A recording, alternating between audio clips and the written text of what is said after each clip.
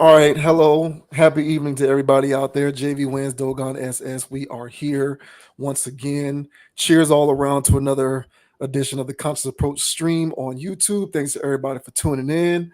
You. Go ahead and do you boys a big old solid and hit that like button, subscribe to the channel. This is the kind of commentary that we like to kick here each and every week. So we certainly appreciate everybody for the support, and we preemptively appreciate everybody who will join along with us on this wild and crazy roller coaster into the future. So go ahead and join the tribe, man, because this is kind of what we like to do here. If this is your first time catch a win of what we like to do on the channel, this is the vibe of Conscious Approach. So thanks to everybody out there for the support as we continue to keep things moving. First up, we are going to discuss interesting comments made by the sports commentator that everyone loves to hate, Mr. Skip Bayless. Skip Bayless very publicly left Fox Sports. It was kind of abrupt. The Undisputed Show, which really by that point was a shell of itself ever since Shannon Sharpe left. Skip decided that it was time for him to also leave. Undisputed is now defunct. It no longer exists on FS1. They've replaced it with some other show called The Facility. I hate that name. I hate that name. I don't know what focus group came up with that name, but I hate that name. And now Skip is an independent contractor. He does his own show, the Skip Bayless Show, his own podcast. And I don't know if he's doing anything else, but that's probably the thing that he's most notable for at present is his own show. And during a recent episode of his show, he made what I thought were some interesting comments with respect to him being reticent to publicly support Caitlin Clark. He said that he feared, well, not necessarily feared, but he was just hesitant to publicly praise Caitlin Clark because he did not want to come off as a red state white guy supporting a red state white girl. These are his words. These are his words, ladies and gentlemen. So to provide a little context, this says Skip Bayless admits he was hesitant to praise Caitlin Clark because he didn't want to look like a red state guy. Skip Bayless admitted he felt guilty about praising Indiana Fever star Caitlin Clark because he didn't want to look like a red state guy. On Thursday's episode of the Skip Bayless Show, Bayless detailed his upbringing and the way it has influenced how he covers the topic of race in sports. When he first saw Clark play, he said he was blown away. So I'm not even going to get into the reading the quotes. I'll just go ahead and play this short snippet of Skip Bayless expressing his hesitancy to publicly be in favor of Caitlin Clark because he was sort of wondering how it would come across to the masses. So here came this white girl from Iowa. Whoa, shit. And I started watching the WNBA much more closely than I ever had. And I started to think deep down in my psyche, wait a second, she's really good. But I'll be the first to admit, I felt guilty saying so on TV or on social media. I did not want to look like this red state white guy cheering for this red state white girl. Our country feels split enough racially already. I didn't want to pour gasoline on that fire. What? Maybe I was wrong about this, but Caitlin Clark started to feel like, to me, some sort of new right-wing symbol. Dominating game, dominated by black men and women for years and years. I could almost hear some people thinking, white power, baby. And please, I'm not saying Caitlin Clark is far right in her politics or beliefs. I have no idea what her politics or religion are because she has carefully and I say smartly avoided taking any rookie year stands because she's already such a lightning rod. All right, so that's basically the gist. The article basically goes on to paraphrase what you just heard there from Mr. Bayless. So, he didn't want to fan the flames of any underlying rhetoric which supported the idea that Caitlin Clark was this symbol for, a certain segment of the population who felt a certain type of way about the fact that you now had someone like Caitlin Clark who was going to show up and start dominating a sport that I don't even know. I'm not educated enough when it comes to the WNBA to summarily conclude that it's dominated by black players. I can say that about the NBA, but I don't know if that's a fact about the WNBA, because I know a lot of non-black WNBA players who are really, really good at dominate. So I don't know where the split is. It's definitely dominated by black players in the NBA though.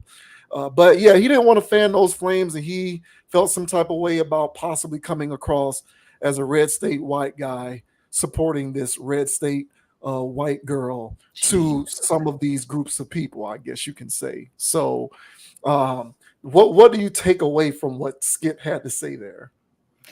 Wow, that is, I mean, I'm shocked by this, honestly. I think he needs a publicist if he doesn't have one. I know he has one. I would have definitely run this by somebody before I launched this on air. He can try to make it seem as politically correct as possible. Like, hey man, I'm so on top of conscious or public perception that I can see it from these angles. So I didn't want to mention it from that angle. So he can try to, do the 30,000 mile view of this if he tries. But this is just a thing that you would rather talk about with your friends than publicly air out these type of talking points. Because now what I'm going to do, Skip Bayless, is think that you do this all the time with everything.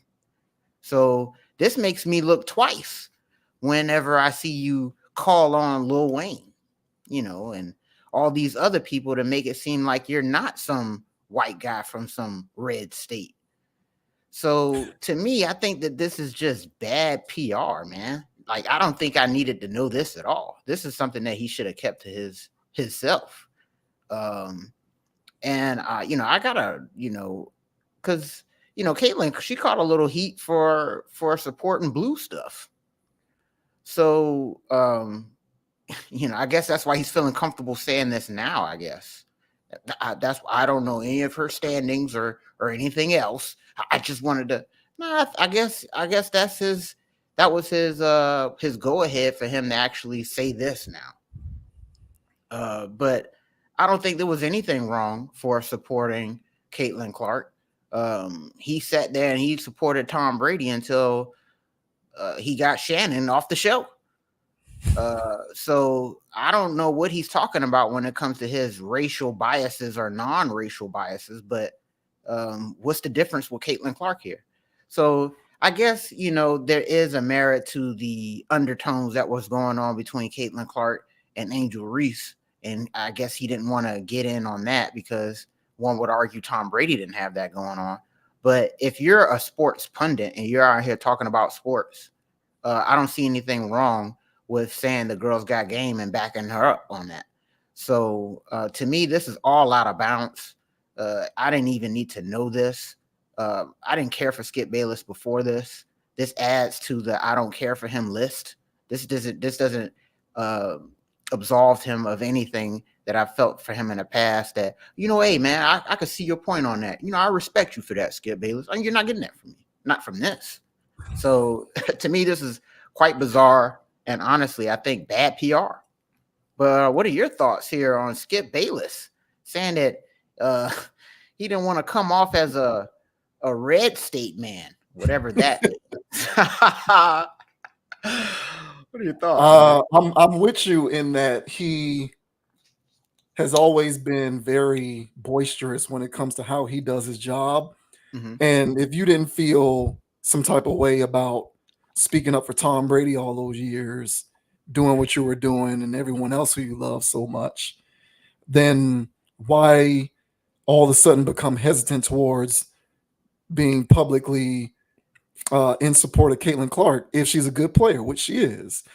So I think that you shouldn't have felt any shame in doing that, regardless of how it would have played off, because if you feel that what you are saying is true, then who cares what other people are going to have to say? They're going to say what they want to say regardless of what your opinion is.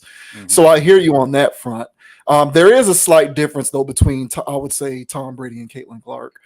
Um, I think the media contributed to it. Like, I don't like the smart sports people who I know and who I talk to never really cared about race when it came to Caitlin Clark. It was just like, she's good. If some people objected to any part of her game, it was a fair objection, whether you agree or not. But the whole Angel Reese, Caitlin Clark dichotomy was played up with respect to racial dynamics, in my opinion, in the media more than anywhere else. Whether it was on these TV shows or on podcasts and stuff, I'm not sure that everyday people following this stuff were really playing that up as much. Furthermore, just to kind of speak on behalf of the idea that white people might be happy with a person who's white being good in the WNBA, so what? Who cares? Like, back in the 80s when Larry Bird showed up and he was really good, they played it up as a white guy who's really good in a black dominated league, and white people were happy to have a white guy who was good. So what? Who cares? I personally am not offended by the idea that white people want to see a white person do good in a black sport. It is what it is. Who cares? So even if there were white people who were feeling that way and you didn't want to fan the flames of that, I would say, who gives a damn? If they got a champion that they can latch themselves onto, so be it. It is what it is. There's going to be good basketball players and football players from time to time who are transcendent, who aren't black. It is what it is. So from that standpoint, I just kind of feel like all the way around, I feel like I have a little bit less respect for him from the standpoint that why be afraid to say what you feel about a player? Who cares? Just if you think they're good, then they're good, and you let the chips fall where they may. But here is where I will somewhat come to his defense. And I've talked about this before. At least today, in the present era, these present times that we are living in, it is beneficial for someone to publicly be in support of liberal / non-Republican, non-conservative ideals, even when it comes to sports. If you are someone who publicly comes out and it is clear that you're all about, you don't like racial stuff, you don't like racism, you love black people, you love black sports, you're in support of everything DEI and black and non-racial, it benefits your career. Versus if you come out in support of anything remotely red / conservative, in terms of the media, it's detrimental to your career. There is a clear line of demarcation between being in support of anything red versus blue. And the idea has been clearly drawn up that being in support of anything blue is good and being in support of anything red is bad. Now, that can very well be an imagined dichotomy that doesn't actually exist. Because like I said, when it comes to Caitlin Clark, I don't know that reasonable people were leaping to those conclusions. I felt like that was something that was being played up largely in the media. And then, you had certain people who were reinforcing the idea of it when you had people like Angel Reese who are actually saying that because of Caitlin Clark and the dynamic between the two, she's experienced racism. I don't know if that's true or not. She says that she's experienced that. I'm not going to take that away from her. But when you contribute to that rhetoric in that way, it sort of increases the volume on the idea that there's all of these racial undertones when it comes to the conversation between those two individuals. Be that as it may, that type of dynamic can very well be imagined and not actually real. But if you believe it to be real, whether it's imagined or not, and you play into it and you lean into it by dictating your commentary in one particular direction or the other, you are unwittingly adding to that conversation, whether you realize it or not. And I think that that's what he was doing by playing it up. But again, I do think that there is an element of when you are a public figure who opines on stuff in the media, and he does qualify as that. And I'm not saying that he was correct or incorrect. What I will say is, in my opinion, I believe that there is an element in the opining aspect of the media which stipulates that it benefits you to not be conservative, to not be quote unquote red state, as he puts it, and it hurts you, it hinders you, it is a direct detriment to your public facing image when it comes to how you conduct your job, to be in support of things that can be misconstrued as even remotely conservative or quote unquote red state.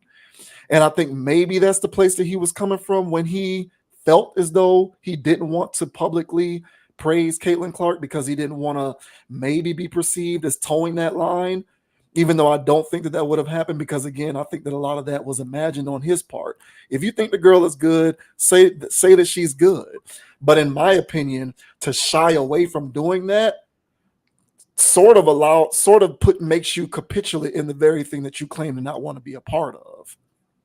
So those are some of the sage words that I would impart upon him if I were his publicist. And I do agree with you. I am pretty sure he has one, but he strikes me as the kind of person who doesn't consult a publicist on a day-to-day basis when he's doing his podcast.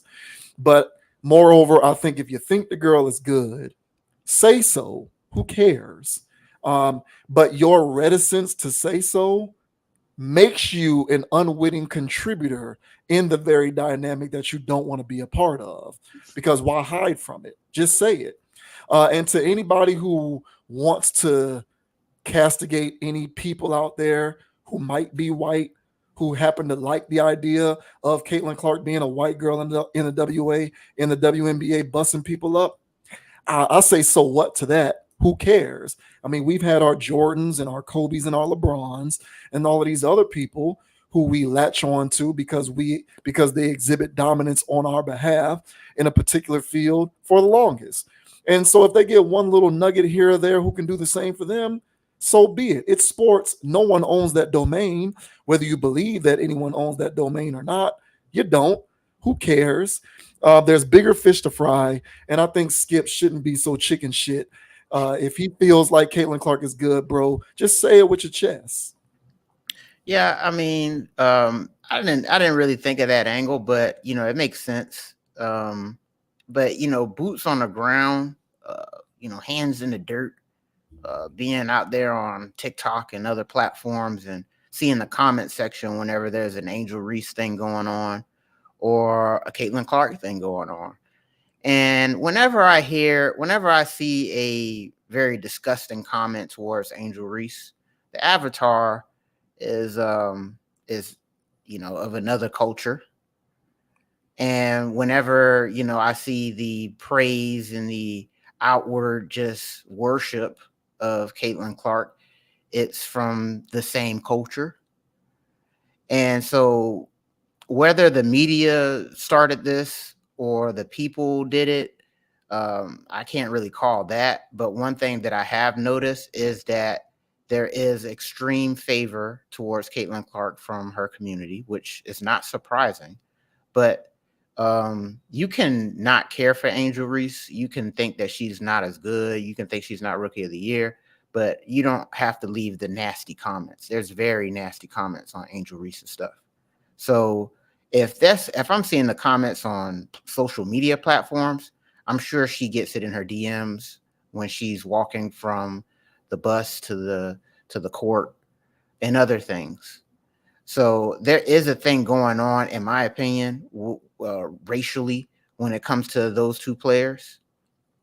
And when Caitlin Clark decided to come out and say something blue oriented, I didn't really look much into it, but that was pretty much the play, that she said some blue stuff. I mean, those people that were sitting around here, tiki torching for her, started going crazy on her, calling her a sellout and other things. So I think what ended up happening is that Caitlin Clark, much like Larry Bird and Magic Johnson, they both became proxies for identities in the United States, and people aligned themselves, the extremists aligned themselves with Caitlin Clark when they had certain ideologies about certain people, and vice versa, because there was people in our community also being extra and extremists when it came to Caitlin Clark. And to the point to where if I felt like if I said that Caitlin Clark can ball, in a group of black people, they'd be looking at me crazy, like, hey, what do you mean? So it really got to that point. Now, who created this? Again, I can't really say. I know the media didn't help for sure, but I also saw just regular everyday stuff online that played into these dynamics. So I think where Skip Bayless, for him to, again, I don't even see his place in telling us this.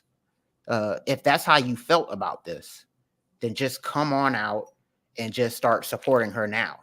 Now that you're not on Fox, now that you don't have people in your ear saying, "Hey, we don't need you to look like a racist white man." All right, just come out here and play neutral. So now that you have your own platform, now you can say what you want. Okay, now say what you want, but don't tell me this.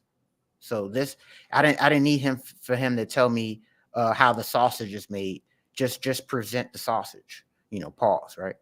So his whole thing is that again, I don't see why he would have to tell us this, but I did witness racial dynamics online about all of this stuff.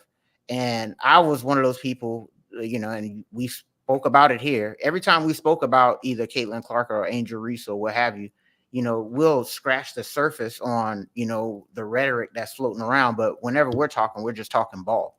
And for the most part, I would say that the majority of people are doing that. But I would say that the low hanging fruit, the people that are just really don't even like sports at all, that just want to weigh in and talk.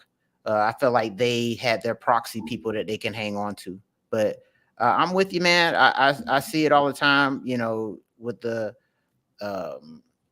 with the Lucas and the Joker type of stuff. It's pretty normal over there. Yeah, you get your praise and you get your other stuff, and there's people hanging on to that, but it's not the Caitlin Clark situation. Why the Caitlin Clark situation beats me. But I saw her get thrown under the bus by all those people that were supporting her because she said something blue. So I don't know what's going on with this. I just contributed to extremists having their extremist takes, and normal people who can objectively look at sports, can objectively look at race. It's no skin off our back. So, but yeah, Skip, save this, talk to this with your buddies, but if you have any, and but we don't need to know this publicly. Well, I think the reason why he said it, and it's why I don't totally jump ship on him. I can understand why he felt the need to say that, because number one, he spent a large part of his career positioning himself, of course, within the context of sports, as an ally. He's friends with Lil. I mean, of course, he's a LeBron hater, but so am I. Right. But he's friends with Lil Wayne, and the like people, like a lot of melanated people, both Mhm. in and around sports, regardless of what you and I think about Skip Bayless, have favorable things to say about him in terms of his level of support for being an ally, right? Do you understand what I'm saying without me actually saying it? Yeah. Okay, so like if you spent that long positioning yourself sans LeBron as an ally, then it becomes tricky for you to, in my opinion, be boisterously on the side of a lightning rod such as Caitlin Clark, because the extremist element on the internet, as you like to put it, are going to, I would say, use that as an opportunity to try and position Skip as someone who was not an ally all along. and maybe he does not want to be a part of that. And again, I don't even know. I'm not saying that that's real or imagined. It could be a little bit of both.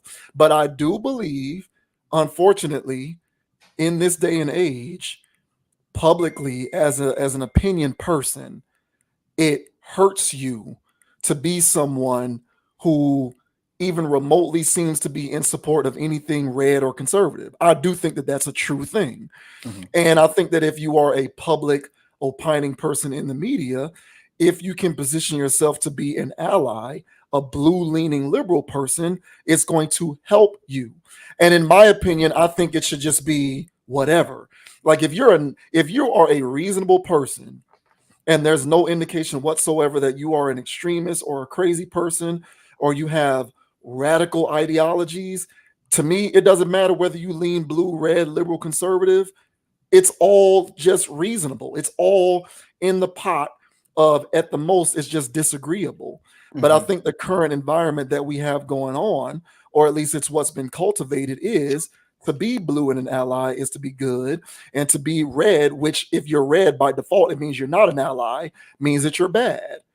And I think that he recognizes this, and he's like, I don't want to risk dipping my toe in that sand by even benignly saying that Caitlin Clark is good, because those extremists are going to use that as their opportunity to put me in one of these sandboxes. And from that standpoint, I can't say that I blame him. I don't know that I know how to. I mean, it's easy for me to say what I do sitting here in this position. But if I was being paid $10 million a year to work for Fox or ESPN, and I knew that if I said something, it was going to be, flipped and turned as, oh, he must be one of those Republican lovers if he has this opinion about this sports person. Oh, we don't like him now. I don't need all of that. I don't need that. I don't need those problems. I don't. So I'm either going to play it as neutral as I want, or I'm just going to fake the funk and be like, yeah, I love everything blue and liberal. Yeah, let everybody in. I care. Let everything be deregulated and everybody have fun and we love everything. It's like you have to either do that or figure out a way to be in the middle. And it sucks. I don't like, that's the part about this that I don't like. But I also think that may have been the place where he was coming from when he was struggling with how to conduct his job while supporting Caitlin Clark. But like you, I also think that maybe you just don't say it and either make the choice, support her or not, but don't qualify why you're supporting her. Maybe leave that alone. I can certainly hear that. But Yeah. the genesis behind the questioning of it, I do hear that.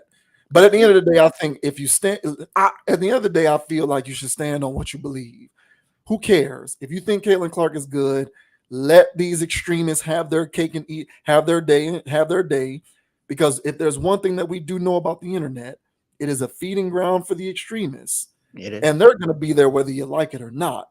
So if Right. you feel like Caitlin Clark is good, say that she's good, and everything else will fall by the wayside. Yeah, I agree, man. And that was just my stance, bro. And it just ties into his fakeness, I guess. So, from my side of, because I felt like the Lil Wayne stuff was pandering. So he can sit here and say, oh, I didn't want to look like whatever. Well, I always felt like the Lil Wayne thing was pandering. I always felt like you used Lil Wayne as some show dog puppy. Like, look, man, I'm cool with the black people. I'm cool with black culture. I'm drip Bayless now. Look, I'm wearing Jordans and I have a chain on.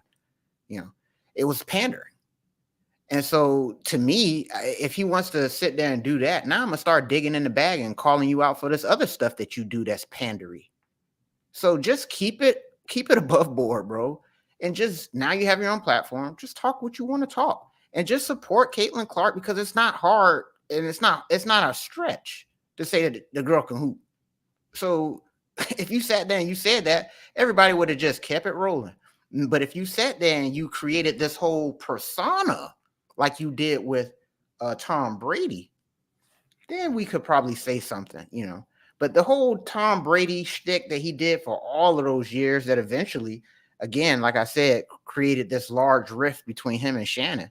If he did that, and if he was being a Caitlin Clark stan, And it's like, okay, yeah, bro, I guess you're opening yourself up for that. But just saying a girl can hoop, I don't see any crime in that. I think that's pretty obvious that everybody that watches it, even the naysayers, know that she can ball. So, I don't really see what that is. But like I brought up in my opening thing, like now that you're telling me that you're looking at things from all of these angles, well, now I'm gonna look at Lil Wayne. Now I'm gonna look at all these African Americans that you're putting on your platform. So what's the reason you're doing this? So you don't look like a red man? Yeah. So don't play with me, Skip. You're making yourself look silly with this. So I get what you're saying. I get where he's coming from, but I say leave this in your board meetings, and then just come out and talk. So I just think it's bad publicity for him, in my opinion. I mean, Tom Brady, the Tom Brady thing was one thing, but Skip went just as hard, in my opinion, for Jordan as Tom Brady. That's fair. And so that's the thing. Like, I don't necessarily know that Skip is doing any pandering stuff. I just think he has his things that he latches on to. And he does it and he rides it out, and you won't smoke him out of his hole. Because one can argue that he, when all of those years when he was on ESPN, and then eventually when he went to Fox, he could, if you're not a Jordan fan, I would imagine people who aren't Michael Jordan fans were just as annoyed by him when it came to Jordan as people like we were when it came to how annoyed we were when he went hard on Tom Brady. Like, it's some of the same dynamics. And I've done a little digging into Skip's past, and there are some aspects of his past which sort of inform you on why he does the things that he does, and why he handles himself the way that he does. So I'm not going to go so far as to suggest the pandering angle of it. I just think that you should always just stick to what you believe. Like, if she's good, then say she's good. I think you do yourself a disservice when you are afraid to do that because of this underlying thing that you don't want to be a part of. Because when you withdraw and you don't participate in the way that you want to, you are actually reinforcing the very thing that you're trying to stay away from, in my opinion. And that's where I think you make the biggest misstep.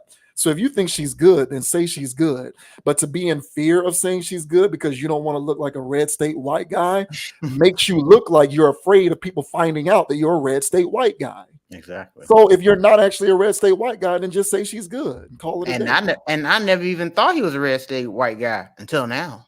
Right. So, that's the problem. I would say, bro, don't just say she's good. If you believe she's good, then just say she's good, because now you look like you pick and choose your battles so that you can do a better job of concealing whether you're a red state white guy or not.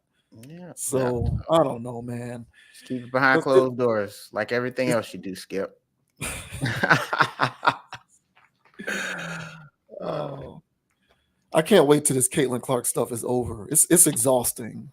Like, she's good. It's just it's everybody, black people, white people. I don't give a damn who you are. Like, just let it go. Who cares? It won't be over, bro. We got 20 years of this, man. Brace yourself.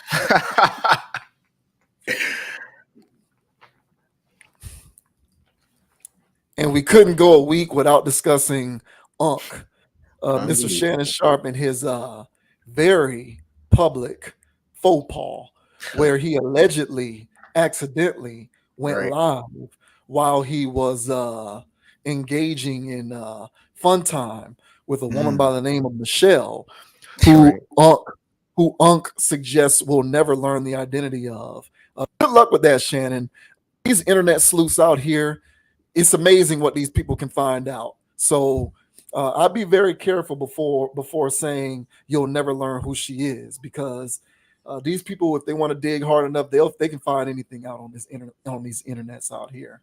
Mm-hmm. But people are suggesting that there's a double standard between Shannon Sharpe and Paul Pierce, because when Paul Pierce went live all of those years ago with his strippers and weed party, ESPN fired him instantaneously. Yet Shannon Sharpe kind of doesn't face any sort of punishment on the part of ESPN in lieu of him, quote unquote, accidentally going live while he was engaging in fun time. So this article says ESPN faces double standard backlash for keeping Shannon Sharpe but firing Paul Pierce. Shannon Sharpe's accidental Instagram live session that caught him at an intimate moment is still the talk of the town, especially with theories that this was no accident.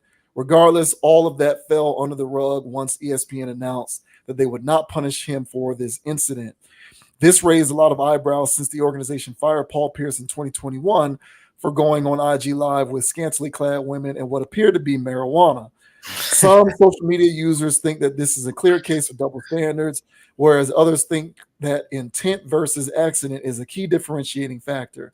Wherever you stand, check out more diverse reactions in the post below. Furthermore, a lot of other pop culture figures are speaking on this whole Shannon Sharpe incident, including some recent advice from Kai Cenat. We'll go ahead and pass on that. So here are some of the reactions. Paul Pierce did it intentionally, as Shannon Sharpe did it by accident. Plus, no visuals like Pierce. Huge difference. This is somebody with a meme of ESPN of Paul Pierce's reaction with ESPN not disciplining Shannon Sharpe.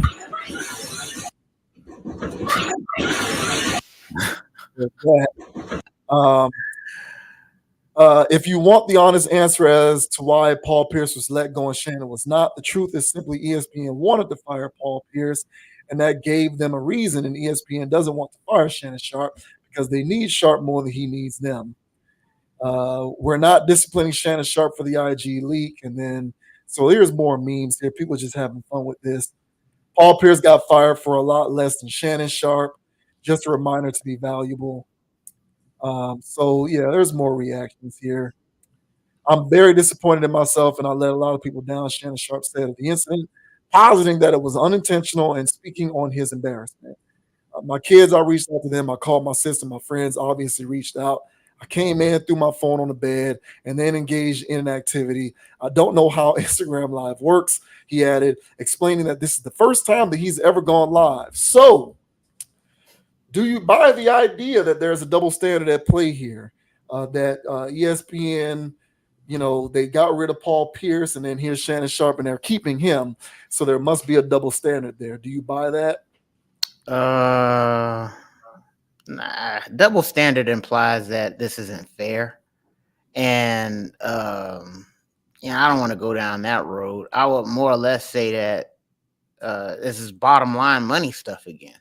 This is similar to our Lil Wayne Super Bowl situation, where Paul Pierce doesn't move the needle. He doesn't move the needle at all. He's just a regular sports commentator guy that people that watched basketball know who he is and know what he got going on. But Shannon Sharpe has transcended football, which was the sport he played. So he's transcended football. He's transcended sports. And now, he's become an everyday name. So the branding of Shannon Sharpe is a lot larger than that of Paul Pierce. And, Exhibit A on Paul Pierce not moving the needle is him going to Skip Bayless show and not saving it, not resurrecting it. Just made it just that more meh. So Paul Pierce, you can't be on any live with twerking strippers and possible marijuanas. I mean, he was looking like a straight up Bay Area goon out there, just partying it up, and you can't do that when you're already just middle of the road talent. So if Shannon Sharpe did the same thing, which he wouldn't, I mean, hell, he did low key, he did it on air. I mean, it wasn't marijuanas, but he had Black and Miles and Hennessy on air, which were great corporate sponsors, by the way, because you can't just carry Hennessy on a TV set without paying people for that. So that was a nice little thing. So Shannon Sharpe, he plays the game the right way. He plays the game the right way, and he transcends everything right now. The guy is big time. He's box office. So I personally think that this was this is my take on Shannon Sharpe. Shannon Sharpe at this point, in my opinion, is part of the good old boys club. All right, he's part of the cabal, if you ask me. He does all kinds of things, and he's in the position that he's in because he took the oath. Okay, Paul Pierce didn't take the oath. Paul Pierce is just an ex-basketball player. There's oath levels, and he didn't take the oath. And Shannon Sharpe did. That to me explains his rise, his prominence. Is he entertaining? Yes, he is. But there's also a type of there's also this additional steam these people get when they hit this certain plateau. I'm sorry, I don't think you get there by being an honest Joe. So I think he does. I think he does all kinds of behavior. I think the behavior that he does is not always on the hetero side. And I think that this situation was a two-pronged effect to help him in um, the new lane he's in. And so the Ocho thing that we covered last week, that was bad PR in my opinion. That was bad PR. He snapped on his people. It was actually his fault. Then on top of that, he snaps on Ocho Cinco. It was just bad press. So what ended up happening was he just released a sex tape, which is kind of throwback. That was something that was early 2000s type of thing, Kardashian type behavior. To get your name out there, to distract people. And I felt like this was a ploy. So ESPN wasn't in on it in the sense that they told him to do it or whatever. I think ESPN knew he was going to be doing this. I think they knew he was going to be doing this because, again, he's part of the cabal, in my opinion. So when you're up there and you're doing this type of stuff, I really feel like these distractions are coming. They aren't accidental. So I feel as though this was PR. So this was people that he sat down with, said that, hey, we need to go do this. We need to get people off your back. You still need to be Unc Shay Shay. And I think this will work for you. So this will kill those homosexual rumors. This will get people off your back of the whole unprofessional thing that you were just out there snapping on your people. And, this will boost ratings. You can turn around, sell merch, which he did. He capitalized on it immediately, with special T-shirts made and other types of stuff. To me, this was all a ploy. And this is cabal-esque behavior. So to me, I think that, no, this wasn't accidental. No, this isn't a situation where Paul Pierce is being done unjustly. I think Paul Pierce is not part of that club. I think Shay Shay is a part of that club. And that's why he can get away from it. So it's bottom line. He's part of the club. It's a whole bunch of things. I feel as though it's not just one contributing factor. But to me, this whole situation blew up in his face the right way. I don't think anybody's buying it. And I'm here for that. Because one thing I was concerned was that people was really going to drink the Kool-Aid on this and think that Unc gets it in. But nobody, from what I can see, was buying this. I don't think many people at all think it was accidental. Even his flamboyant stylist, ex-stylist, had a tweet or Instagram post or something where he was basically calling Shay Shay out. He didn't say him by name, but he pretty much said to go live on Instagram is damn near impossible by accident.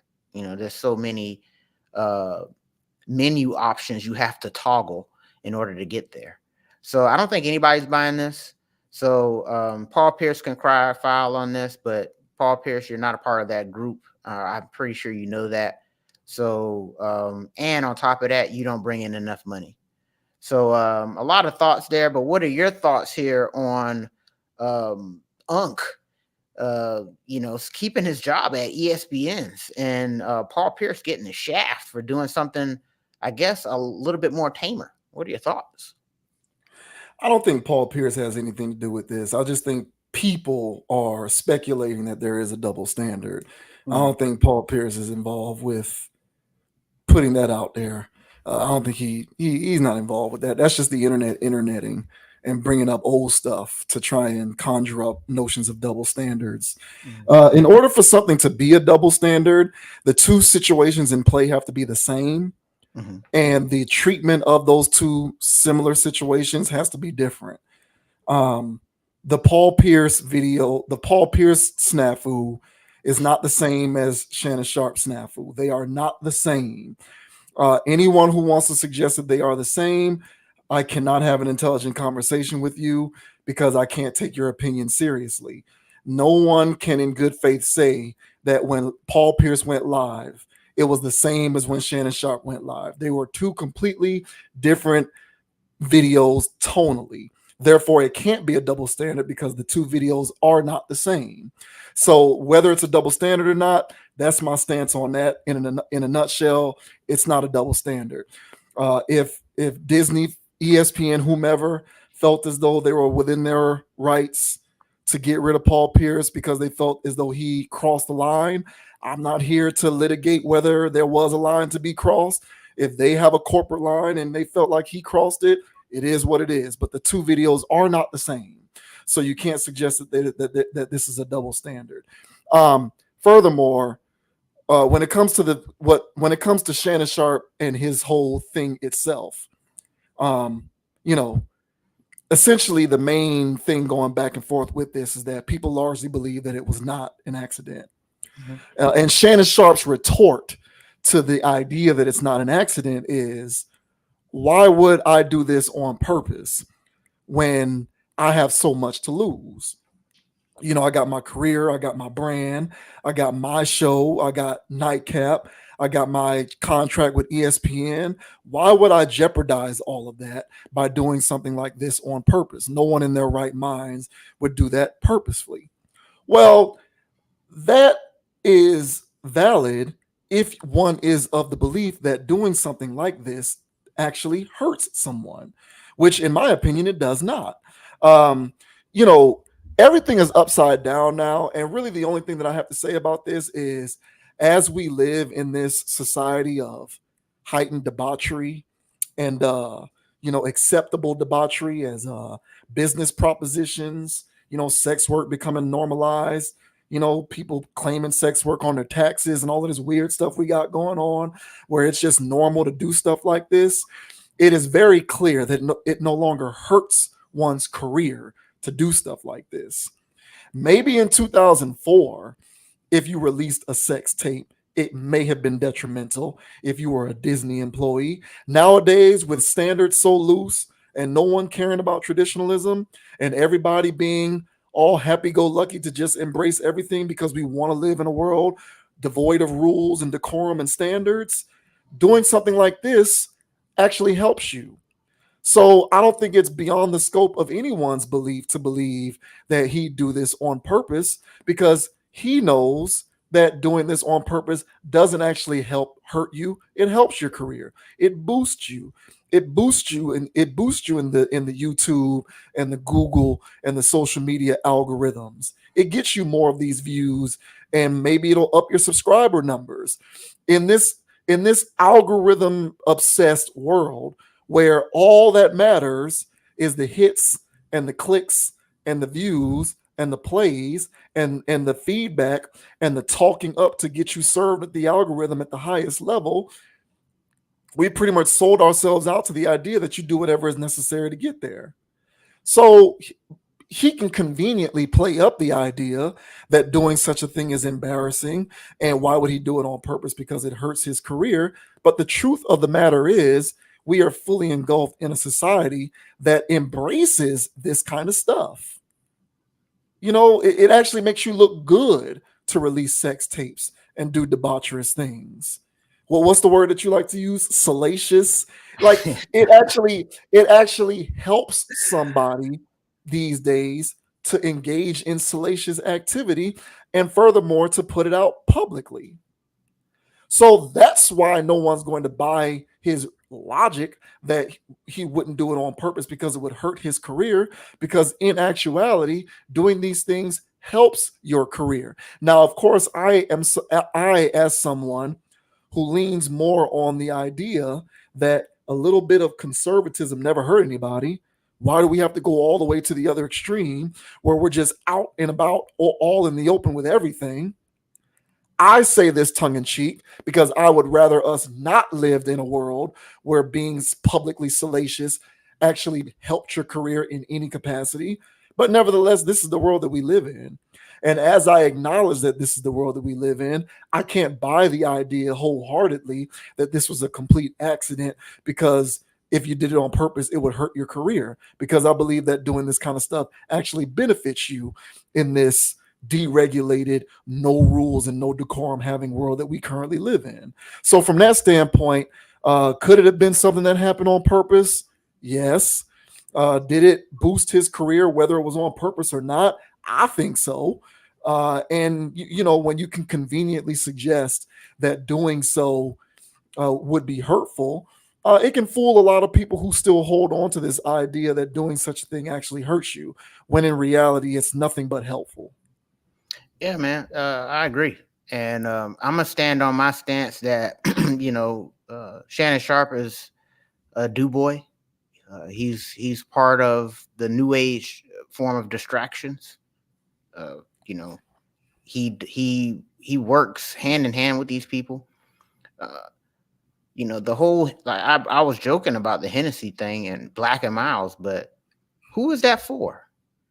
Who is that for? How do you bring Black and Miles on a set of a TV show? Who's giving you permission to do this? You know, when you watch hip hop videos and stuff like that, and they got Backwoods and all these other things, those people pay for that. Backwoods pay for that. They basically are commercials for Backwoods. So when Shannon Sharpe was sitting there sipping his Hennessy on set, smoking his Black and Miles or having that in his mouth, advertising it, he was getting paid for that. Shannon Sharpe is a do boy, in my opinion, and he does whatever it takes.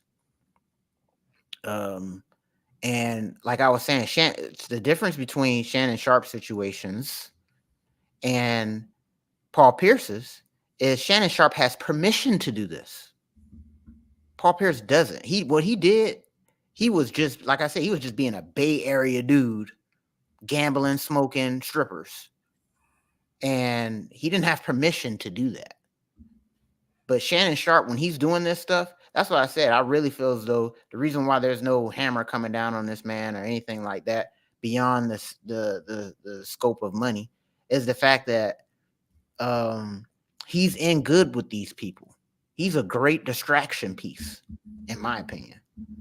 So this was something that he either, real humiliation ritual kind of stuff. He was, I feel as though personally he got too big for his britches on air, on live, and he had to be humbled and humiliated in front of everybody. So this was part of his humiliation ritual that he had to go through for being up there with these people. But on the back end of this, there's ways to parlay this and play this. I think Godfrey was on there talking to him, and Godfrey was asking him, hey, man, did you lose any sponsorships for this? And Shannon, he alluded to the fact that people are questioning things, that things are in question now. He didn't really say for sure he lost anything. And even if he does lose a sponsor here, a sponsor there, he'll still get something on the back end or whatever. Because again, like you mentioned, this type of behavior isn't really frowned upon anymore. It's in terms of like, it's frowned upon, but it's really not. Yeah, like they'll say that because that's what they're supposed to do. You follow protocol by denouncing it, but really it's a play up because this kind of behavior is actually celebrated. Yeah, and and if people was out there looking online, there's all kinds of skits, women weighing in, like women that don't even watch sports. I could tell, some of these women that were just saying, ooh, oh, Shannon, what you got going on? All this other stuff. And, people know Shannon Sharpe. Everybody does. So to me, this was one of those things to just, again, help his brand / humiliate. Like when you're dealing with these people up there on the top, man, they do all kinds of weird shenanigans. Shannon Sharpe has a lot of young people that follow this man. And I don't care for how he carries himself, to be honest. And for somebody that's around here parading himself as Unc or whatever, he's not really being a very good example at all. He's a messy person. And what I've seen from him at the Lakers game and all the other stuff, amongst other things, he puts up a good act, but this is a messy dude. I didn't care for this whole situation, honestly. And to me, if there was one thing that shows that this guy's some type of weird corporate sellout, in my opinion, it was this whole entire situation. It was a publicity stunt to play me like a fool. And he sat down his show, doubled down, talking about how embarrassed he was about it. But then at the same time, in the same breath, like Cameron called him out on and saying, "Hey, yeah, I get it in. I get it. I told you, Ocho, I gets it in." So and then turn around and try to sell merch on top of it. So to me, this was all a ploy. This was all whatever. The reason why he has his job is A, he makes money, and B, I think they knew. I think they know. So yeah, man, I don't care for this at all. He was a fun personality for me to watch, but the more he goes down this rabbit hole of weird stuff that he's been into, the more he's starting to become one of the people that I grill instead of cheer. So in this situation here, I got a good laugh out of it initially, but then I thought about it and I said, this is bad promo for the people. This is bad promo for young people. And yeah, I know young people know how people get it in, but we didn't need to hear that. They don't need to be out there like that. So we didn't see any actual sex because knowing Shannon Sharpe, it probably wasn't any actual sex with a woman. So, and that was the other thing too. For him to say that, Cat called me, I got a good laugh out of that. And talking about some, you ain't gay today, right? And how Ocho was saying, hey, at least it was a Michelle and not a Michael. Yeah, man, everybody knows what this guy's into. And if you look at his ex-stylist, you'll see what he's really into. And so for him to try to pull this and try to pull the wool over our eyes to try to say, hey, man, I get it in. I'm as straight as every other male out here. It's like, nah, man. If anything that shows me you're sus, it's this stuff too. So, yeah, I don't get on with this. I didn't like it. But for the Paul Pierce people that's saying that's not fair, I agree with you. It has to be, there's some equivalent exchange there for me to be hollering that was a double standard.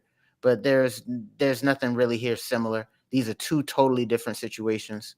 And again, one person is a part of the group and another person isn't. So yeah, that's how I see it, at least. Yeah. Main takeaway from me, because I won't get into all of that other stuff, but the main takeaway from me is this type of stuff actually makes you look better. They're like, I think largely in our society, we've adopted this tone of doing stuff like this is actually like, I don't want to use the word heroic, but it just paints you in a more positive light. Like it's the opposite of embarrassing. Like if there was ever a time when being caught publicly doing this kind of stuff was embarrassing, the pendulum on it is now flipped because now our culture says that it's the opposite of embarrassing. It's actually pretty cool that you got caught doing that, which to me says everything about who we are as humans. But it also, to me, it informs me on whether I am to believe that something like this could have been on purpose or not. And don't expect me to believe that it was 100% on accident when I know that the fallout from it is nothing but positive and beneficial. So that's all I'm saying.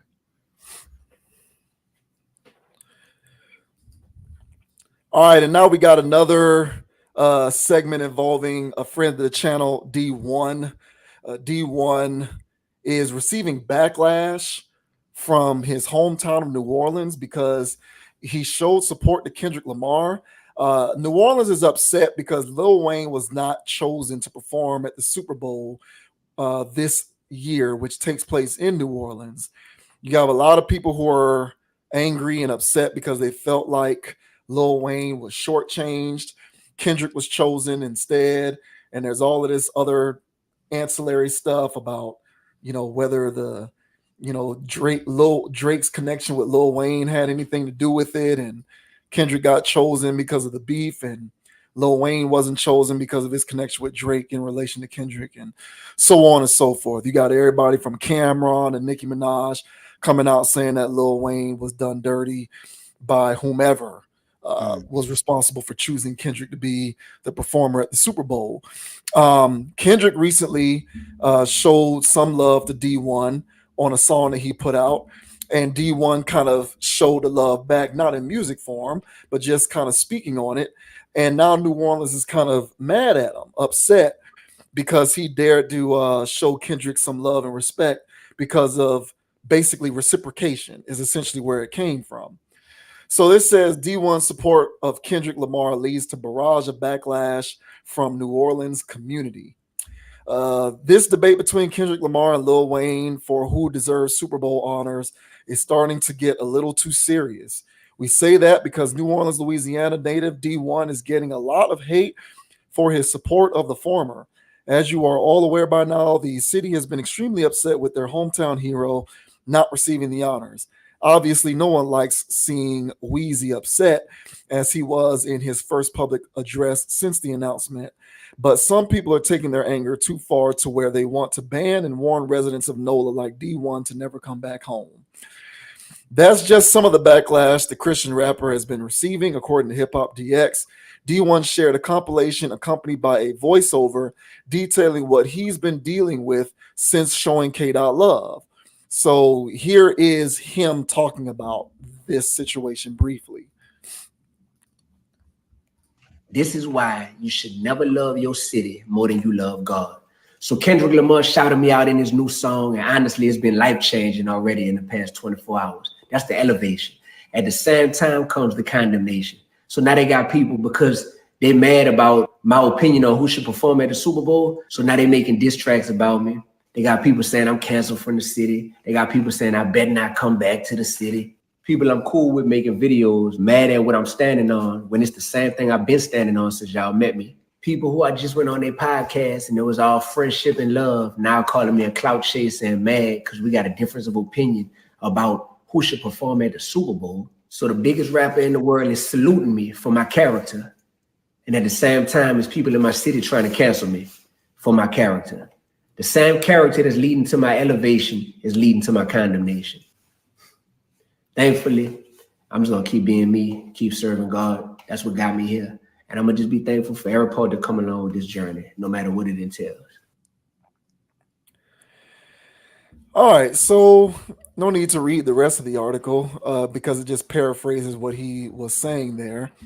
You can obviously find other pieces of media on the internet of some of those people that he was talking about, or some of those other platforms, various other people who were, for lack of a better word, condemning him for showing Kendrick some respect or love for the fact that Kendrick initiated this in his own song.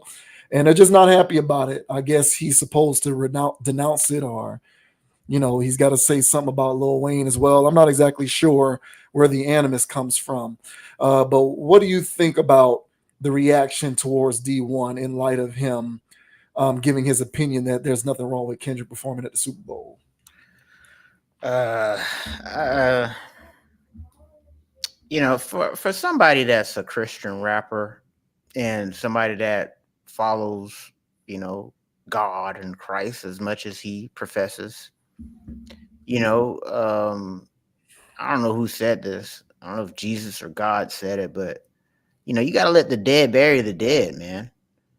And if dead people are coming after you, because something that you said had life in it, then they could, they could kick rocks. So as he mentioned that he's just going to keep doing his thing and keep praising God and keep following God and because that's what got him in the position that he's in. And yeah, man, that's the only thing he should be worried about. But for honestly, man, for anybody that is really taking this to the point where you want to come out with diss tracks, you talk about clout chasing. I mean, that's clout chasing to me. It's just irony. So you know what this guy stands on. You know what he stands for. You know what he's about. So why wouldn't he support Kendrick in this context? So to me, it makes perfect sense for his brand, for him to say these type of things. But I'm a Miami person through and through, man. I love my city, man. You know what I'm saying? But I don't own it. So if there's something that goes on there and there's people that don't represent it well, I'm gonna call them out or whatever. Like, I don't care. So if there was a situation, man, because Rick Ross is a clown. And he's from where I'm literally like Carroll City, like where I'm from. He's a clown. I get a good laugh with the guy or whatever, but for the most part, he's embarrassing. And so if there was something out there and somebody picked somebody else over Rick Ross, I'm not gonna be like, hey man, Rick Ross is the representative of. Nah, man, we got Rick Ross and gunplay. That's what Carroll City's known for, And so I'm not gonna sit here and go, oh yeah, man, what about Rick Ross? Nah, man, Rick Ross has done enough to embarrass our community, especially if I'm running around here saying that I'm standing on principles and stuff.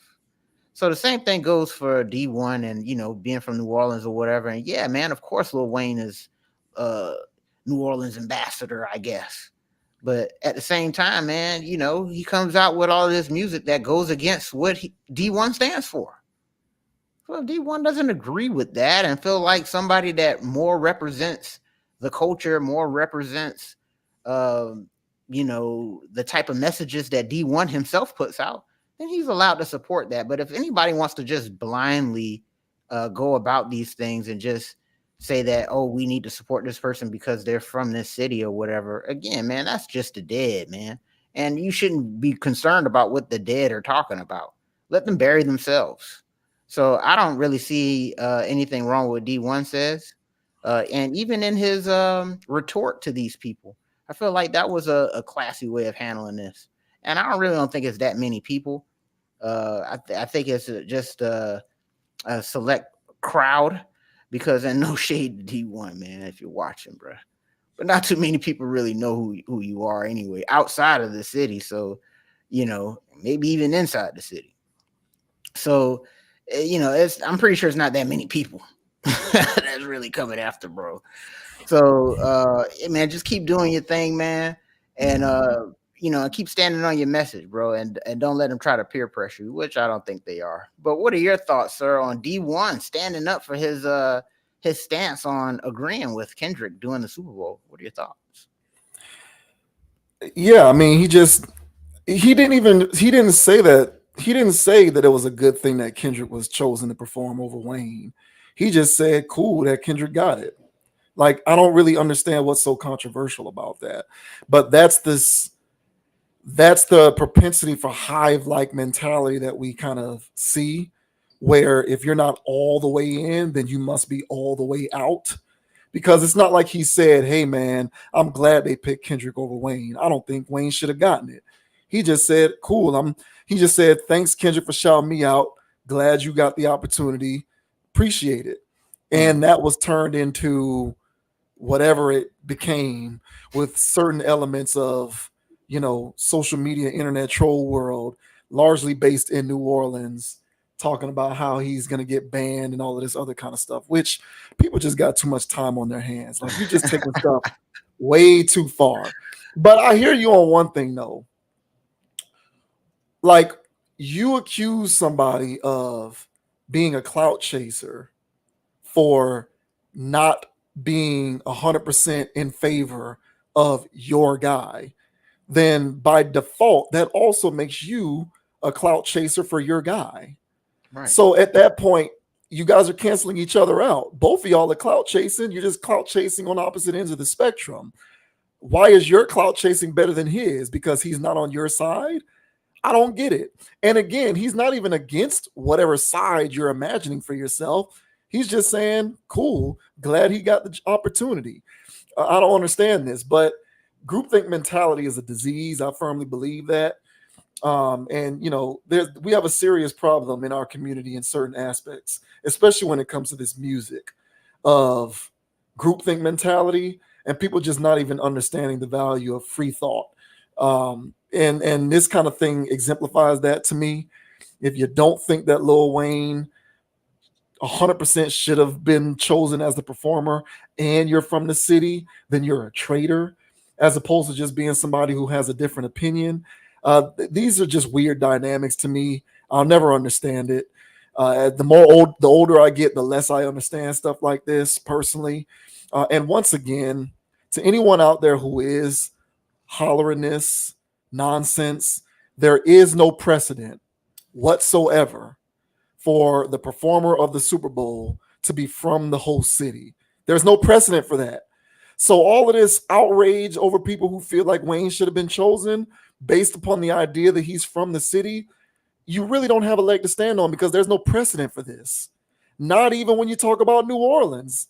There's no precedent for that. So I'm not exactly sure where the frustration comes from. But, to Dee-1, man, I think that he should consider a career pivot. I don't know whether it's worth anyone's time or dedication to try and be an outlier voice within rap. I just don't know how worth it is to do that. You're so ostracized and viewed as an other by people who look just like you that it may behoove him to consider a career flip, become an author. I'm serious. Like, you need to become an author or a motivational speaker, I don't know, do stuff like that. Maybe be an educator, go teach at a college somewhere. But I just don't know if it's worth it for him to continue down this path because the sheer lack of support that he receives, even when he expresses a different point of view, to me is striking. It's unfortunate. Dee-1, despite being a rapper, Christian notwithstanding, as far as I can tell, is viewed as just as much of an other as Black people who perform country music, which we talk about often on this channel. They shouldn't be perceived as others, but they are because Black culture and rap / hip hop are synonymous with one another. I feel like Dee-1 is viewed as just as much of an other. So I think for his sake, it might be smart of him to consider a career pivot, leave rap behind, and just do exactly what he's doing, but in a different capacity. Maybe he can write books, do speaking tours, be a public speaker, motivational speaking. I don't know. He can probably inspire a lot of people if he went a different route, become an educator, high school, college educator, something of that nature. Maybe you need to go into the church, bro, become an actual pastor. But like this, to me, it's proving, as far as I can tell, to be more trouble than it's worth for him. And it's unfortunate that I can say that with such conviction, but I can, because when it comes to this rap and hip hop mumbo jumbo, if you're not lockstep with the consistent rhetoric, you're going to be ostracized. And when you are in that boat, you can't even say benign things like good job to this person for getting this opportunity, because if that's viewed as an outlying opinion, you're going to get raked through the coals for it. So I don't like the treatment that he's gotten by all appearances, but I also kind of feel like it might be high time for him to consider going a different route, because, bro, how much more of this can you take? Like, I get that you're going to be courageous and, stand the test of time and all of that good stuff, but at the end of the day, where can you apply your skills and your wisdom and your words and your passions in ways that can reach the most people and can impact the most lives? I'm not exactly sure that rap is that route, if it ever was. That is it's such an industry cesspool. You don't belong there, bro. I think that he should get out of it and consider a different path for himself. Yeah, I think I can hear that. But when you're on the path of God, it's a lonely road, man. So he's welcoming this with open arms. He's welcoming the scrutiny with open arms because Well, don't I know it? yeah, these worldly people will never understand, and so he finds solace in the scrutiny. It's the way of the path for this man. So he's gonna keep going with this, and I dig it. I think he's needed. I don't personally listen to it, but there's people out there that do. But his voice is needed at times for the conversation. And whether people think he's a valid voice or not, I'm not too sure. But I still think that him throwing stuff out there is helpful. I do think he needs to get into being a preacher or something. I think it's more money in that than being a rapper. If you go to your local church, I think the pastor's driving cleaner than Dee-1 is right now. So I think he needs to probably do that. But also rap, man. I think he is changing lives, and he has changed lives. So I say he needs to keep doing that. And the scrutiny again, when you're dealing with the dead, which is more dead people in this world than alive, if you ask me, you're going to definitely get scrutiny, and you're definitely not going to be agreed with. So, yeah, I think he needs to walk his path still do your thing, man. But also, I do think he could have a greater impact doing other things, but I think he still should make music. Go ahead. No, I was just gonna say my thoughts are, where can his impact be most felt? Yeah. In what capacities does he make the greatest impact? I think it's here, man. Yeah, I think it's where he's doing. I don't know because I know one thing. If he was a college professor, for an example, and not a rapper, and he said the exact same thing about Kendrick, nobody would be talking about him being banned from the city. Facts. So my thing is, I'm not saying he should get out of it because of the detractors. I'm saying he should get out of it because it's a win-win. You free yourself from the detractors. Not that he was afraid of them or shied away from the conflict. I'm not suggesting that, but it's a win-win because you free yourself from the detractors and you potentially put yourself in a position to be more impactful with what it is that you've been called upon to do, if one were to ascribe to that notion that he has been called upon to do something.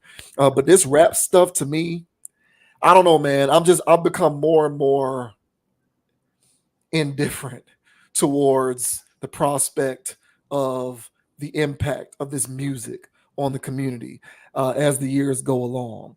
And I think that even if you're an outlying voice trying to do something positive within that context, it just gets drowned out by the dead, as you like to say. And at that point, would the value that you contribute to the world be best felt elsewhere? That's my only question. Yeah. And honestly, like with this stuff, like I don't know if people I don't know if because we talk about it so much or whatever, but aren't people tired of this now? Aren't people tired of rap music now? And so after Not Like Us, what's been out? What happened? There's nothing going on. And to me, honestly, it's as dead as it's ever been. The genre is. There's nothing going on. Everything right now, in my opinion, is like really bad. And yeah, man, Kendrick is the hottest thing going. And so it doesn't make sense to have anybody else. So the Super Bowl thing to me, again, man, I guess it's just New Orleans people wanting to have a moment. You know what I'm saying? Whether anybody wants to admit it or not, Lil Wayne is looking not good. So I think they want him to do it before, things get crazier. And but it's like, look, man, we're not here for that. This is about money right now, and Kendrick makes good money sense. So sorry for everybody out there that's got it in a bunch. And I love New Orleans people, like I mentioned before in the last segment, man. Very cool people. And honestly, I would like to get a poll on this, because of course there's always the loud people Right. saying Right. stuff, but Right. Yeah. I'm pretty sure there's people in New Orleans that appreciate Lil Wayne, but also know what damage he's done as well for our community. So, yeah, man, I would like to see a poll on this to see how people really feel, because these people that got these ignorant platforms, they're gonna say some ignorant stuff. So, yeah, man. So D1, man, keep doing your thing, boss. Keep standing on business. Keep standing with the Lord. Hey, man, keep doing your thing, bro. Yeah, shouts out to D1, man. I think his talents are better served elsewhere, personally. Hey, man, I think it's But more he's impassioned to do this. Then God be with him. No pun intended. He'll tell you he's got him with him. So Yeah. And I feel you on this music stuff. I don't know who likes any of this. Like, that would be interesting. Maybe we need to conduct a thought experiment on that and get some of the community involved. Are y'all listening to any of this stuff? Like, what are people listening to? What are some of y'all listening to? Let us know in the comments what y'all is listening to. Anybody out there who does rap and hip hop? And I'm not saying some of y'all who listen to old stuff, new current stuff. Like, what is this? Because I can't. This stuff to me is just, it's all nondescript garbage. I'm Like, back on Spanish music again. I'm back on Spanish music again. Like, I'm just, what are people listening to? Because this stuff is just, it's dog shit put in a brown paper bag and lit on fire. That's how bad it smells. I don't know who's listening to this stuff. It's terrible. Oh my goodness. Shouts out to D1, man. Screw. And the diddler has been officially indicted. We're gonna go ahead and get right into this. We don't no need to play around. We're gonna get right into this. The diddler has been indicted officially in New York City. We have touched on the diddler in previous topics on the channel. This will be no different. And there's some paraphernalia that has been publicly disclosed to have been found at the site of a supposed alleged freak-offs. Let me just say real quick that I am very amused at the fact that the phrase freak-off has become public use in this whole situation. Like that is the official phrase to describe what is going on, is freak-off. Yes. The authorities are using it. That's what they're calling it in official documentation. Freak off. That is not a pejorative or some colloquial way of describing what's going on. That is official terminology. Freak off. I think that's hilarious. But this says Diddy arrest, seized freak off supplies allegedly include over 1,000 bottles of baby oil and lubricant. Alleged required freak-off supplies are mentioned in the newly unsealed indictment against Diddy. The Bad Boy Records founder was arrested in New York on Monday and has since been revealed to have been charged with racketeering, conspiracy, sex trafficking, and transportation to engage in prostitution. The accompanying docs, available in full here via NBC News, detail the allegations against the 54-year-old artist and longtime industry mogul. Of note are several mentions of alleged freak-offs, a phrase that should be familiar to those who have been following the lawsuits and allegations against Diddy over the past year. In Tuesday's unsealed indictment, these freak-offs are described as being made possible through threats of force and coercion, allegedly on Diddy's part and others. Alleged victims are said to have been subjected to extended sex acts with male commercial sex workers per the indictment. Furthermore, controlled substances are alleged to have been given to victims in part to keep them obedient and compliant. Jeez. This is insane. Prosecutor said Tuesday that hotel rooms used for these alleged sessions were stocked with the required freak-off supplies listed as follows: controlled substances, baby oil, lubricant, extra linens, and lighting. Searches of multiple Diddy-owned properties in March of this year resulted in the seizure of such supplies, officials added. Namely, law enforcement agencies say they seized narcotics and more than 1,000 bottles of baby oil and lubricant. That same month, per the indictment, 3 AR-15s and a drum magazine were also allegedly seized. Okay. So let's look at this embedded video from Twitter/X. That says U.S. Attorney Damian Williams describes the evidence seized during the raids on Sean Combs' residences, which included ammunition, AR-15s, and 1,000 bottles of baby oil and lubricant. Damn. As part of this investigation, in March of this year, special agents from HSI executed search warrants at Combs' residences in Miami and Los Angeles. They also executed a warrant for Combs' electronic devices. During those searches, agents seized evidence of the crimes charged in this indictment. They seized firearms and ammunition, including 3 defaced AR-15s and a large capacity drum magazine. They also seized evidence of the freak-offs, electronic devices that contain images and videos of the freak-offs with multiple victims. And they seized cases of the kinds of personal lubricant and baby oil that Combs' staff allegedly used to stock hotel rooms for the freak-offs, more than 1,000 bottles altogether. My goodness. In a statement to Complex on Monday, shortly after Diddy's initial arrest, but before the indictment was unsealed, Mark Agnifilo, an attorney for Diddy, said he and his client were disappointed by what they considered an unjust prosecution. According to Agnifilo, Diddy is an innocent man with nothing to hide. And of course, he would say that. What do you make of the indictment and the situation surrounding today's news, man, and the arrest? It's been a long time coming, man. It was a celebration for me once I heard that bro got roped off. But the 1,000 bottles of lube and baby oil. Now, when I heard that, because I was listening to somebody stream this situation, they were reading the indictment stuff, and when they got to the baby oil and lube situation, I was like, this guy. I mean, there was another thing in there too, where they was like, people had to get supplied with IVs. They had IVs on deck. Yeah. For the dehydrated, because the freak-offs will go on for days on end. Listen, man. You know what I'm saying? I think I can speak for a lot of people when I say this, that a lot of us like sex.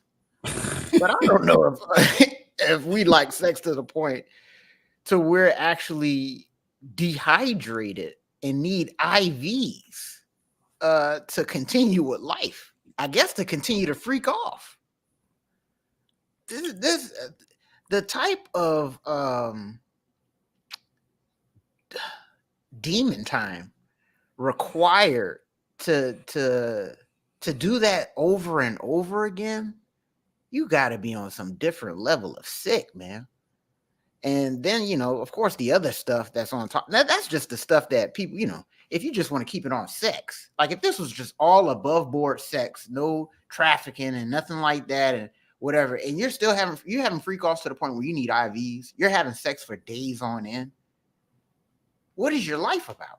So then once you throw in all this other stuff, man, of course, it's just madness. You know, 50 had a good joke about this, you know what I'm saying? You know, making fun of the 1,000 bottles of lube and baby oil. And at this point, man, if somebody is ordering that much lube, they need to be investigated. If you don't own a distribution, a born distribution agency, and you got that much lube and baby oil, I think that should spark some type of red flag in an investigation. Uh, coming from this thing. Last thing I'll mention, also, man, the ARs with serials scratched off. That can't be good either. So this guy's looking at life. I would say he's already 50. What for the article says? The feds got everything they need. They said videos, pictures of the freak off. It's a wrap for this dude. So yeah, man. To me, I think that this was long overdue. His impact in the culture wasn't as strong as it was in the late 90s, early 2000s, as but he was still out here being a voice and a pundit, and I'm glad that has been erased. So I'm glad that he's gone, and from having a voice to our people, and anybody that's out there defending him, now they can go away and hide under a rock. So I'm glad that this stuff has hit the apex that it has. So the trial's going to be very interesting. We'll see how that goes. But what are your thoughts, sir, on the diddler getting busted with thousands of bottles of baby oil and lube? What are your thoughts? Yeah. To bring it into a historical perspective, this guy's like Caligula. You ever learn about Caligula? That's what he yes. He sounds like the modern day Caligula. That's what people like him and Jeffrey Epstein. Yeah, they are modern day Caligulas. Yes.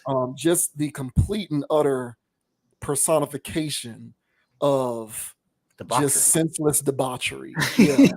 And those people do not deserve to operate in regular society. Agreed. Yeah, I don't really have much to add on to what you said. My thoughts on this go to enablers, like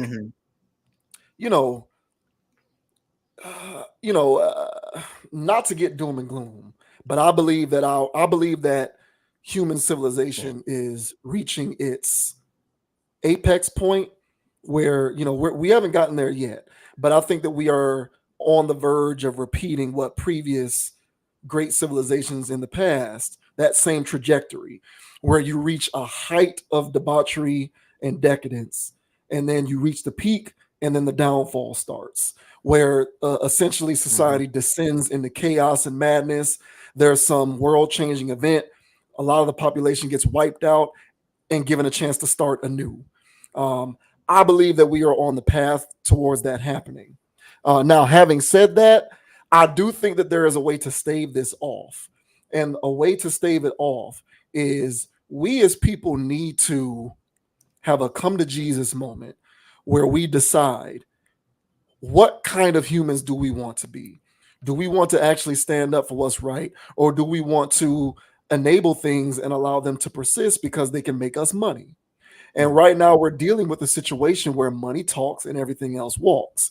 If a person is rich enough, has enough money, has enough financial pull and resources, things like this can go on into perpetuity.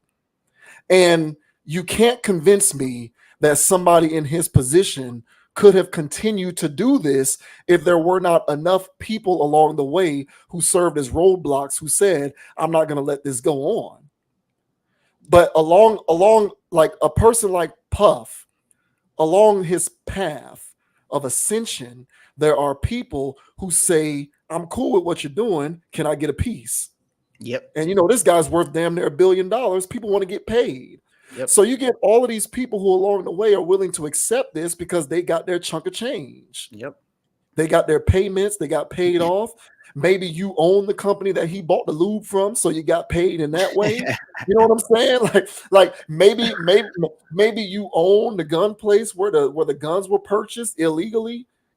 Maybe you were a vendor who was a proprietor of a business that he patronized, which allowed him to do this. Yeah. And you were okay with it because you want to make that money. Yep. So the whole thing about this is, when are we as humans going to decide that at a certain point, the money isn't worth the human decency?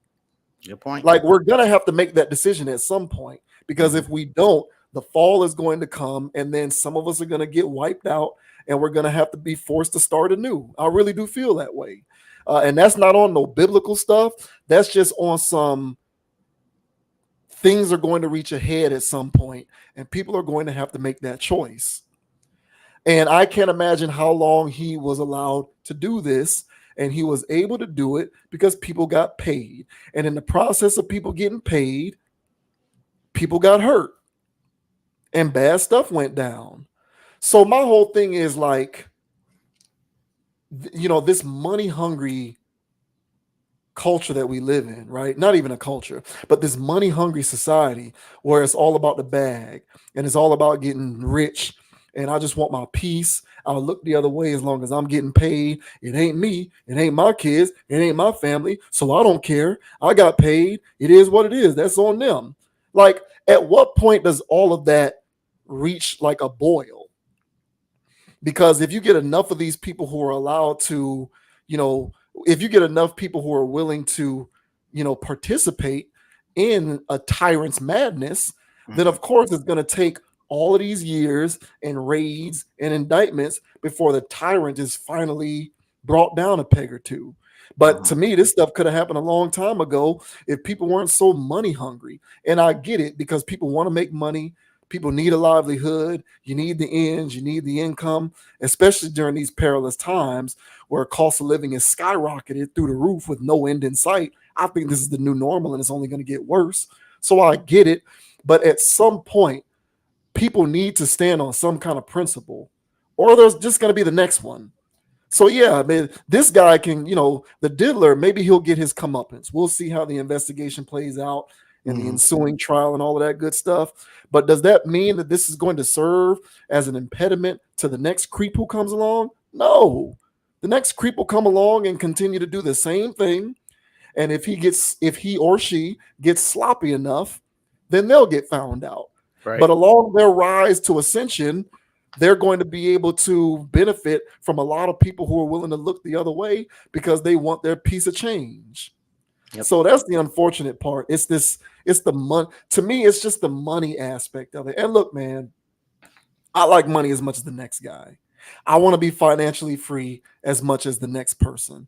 But at the expense of what? At what cost? And these days, people just don't care. People are empty shells who do not have any sort of principles, any sort of code or semblance of dignity that they stand on, no sense of humanity.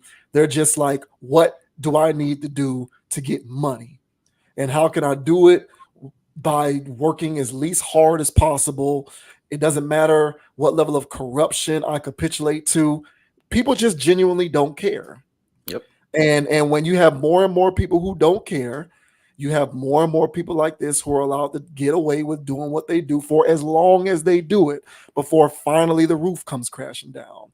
So to all of these enablers out here who, get their contributions, they get their payoffs, their business gets patronized, they make their money. That to me is the reason why a lot of these things happen for as long as they do and as often as they do. Oh, well said, man. And to speak on what you mentioned, bro, I'm sure there's some type of freak off going on right now, or yesterday, scheduled for later on this week. So yeah, just because this guy got caught up doesn't mean that this behavior still isn't going rampant. And so yeah, man, I agree with you, bro. And I didn't even really look at that angle, but there were enablers all over the place, everywhere. Yeah, they were. I mean, that at this point, we have to look into Johnson and Johnson, see what they got. See what they got to do with this. Say, hey man, you ordering another 1,000 bottles? What are you on? Hey man. So we have to start looking into people, man, because this is outrageous. So, but yeah, as I mentioned, man, I'm glad he's off the streets. At least I'm glad his credibility is at least enough tainted so people don't take what he says gospel no more, because that used to piss me off, that people used to listen to this person. So at least his opinion is frowned upon at this point. So I'm glad at least all of that's happened. So yeah, as you mentioned, man, we'll see what happens. some wild stuff done happened before out here in these streets. So we'll see how this whole trial plays out. But as of now, I am glad that there is some type of justice being served. I'll say that. Yeah, yeah. We got it's gonna be people who suggest that I'm saying that I'm trying to minimize or downplay the importance of money. I'm not doing that, but at what cost? Like, Dude. when do you say the money isn't worth what I'm contributing towards? And I just think that not enough people are asking that question because it's just all about the next opportunity to get to the next bag. That's the prevailing wisdom nowadays. And whatever has to happen in order for me to get to that next bag is not my concern.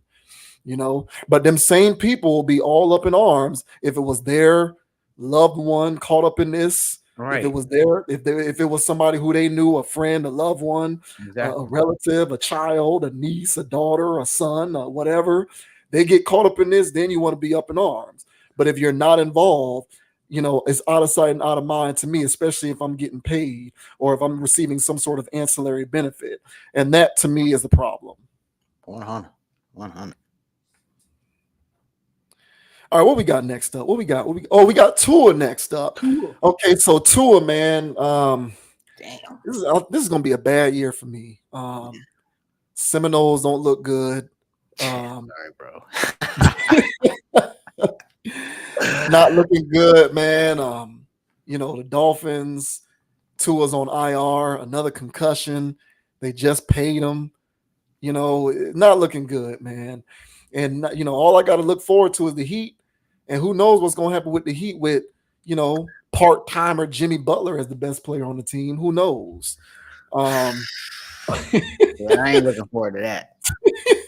But, Tua, for anyone who didn't keep up with this, last Thursday night on the national game against the Buffalo Bills, suffered his 4th concussion of his career, which is unbelievable. 3 as a pro, 1 as a collegiate player. He was taken off the field. And the news is that he's up and about and he's going to talk to neurologists and specialists and all of that good stuff.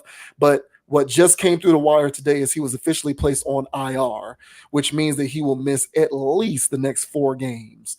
But I would imagine he's going to miss more than the next 4 games, if I had to guess. Mhm. But this says Miami Dolphins quarterback Tua Tagovailoa smiling with his teammates and taking things day by day after latest concussion.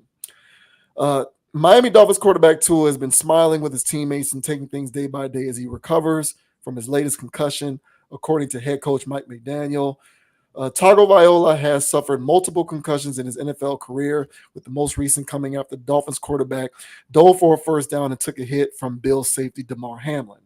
The 26-year-old was able to walk off the field under his own power after the collision, though it remains unclear if or when he will return to football.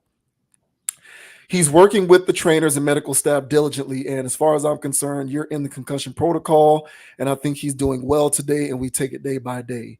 McDaniel told reporters on Monday. He was feeling good, but what does that mean in terms of a medical diagnosis?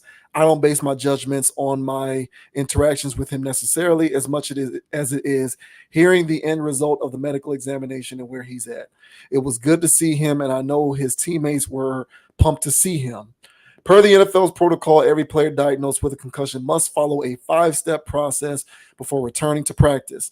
That takes into account the player's history with concussions and the further risk of any further head injuries. Given Tagovailoa's history, having suffered multiple concussions in the 2022 season, many have been calling for him to retire from football.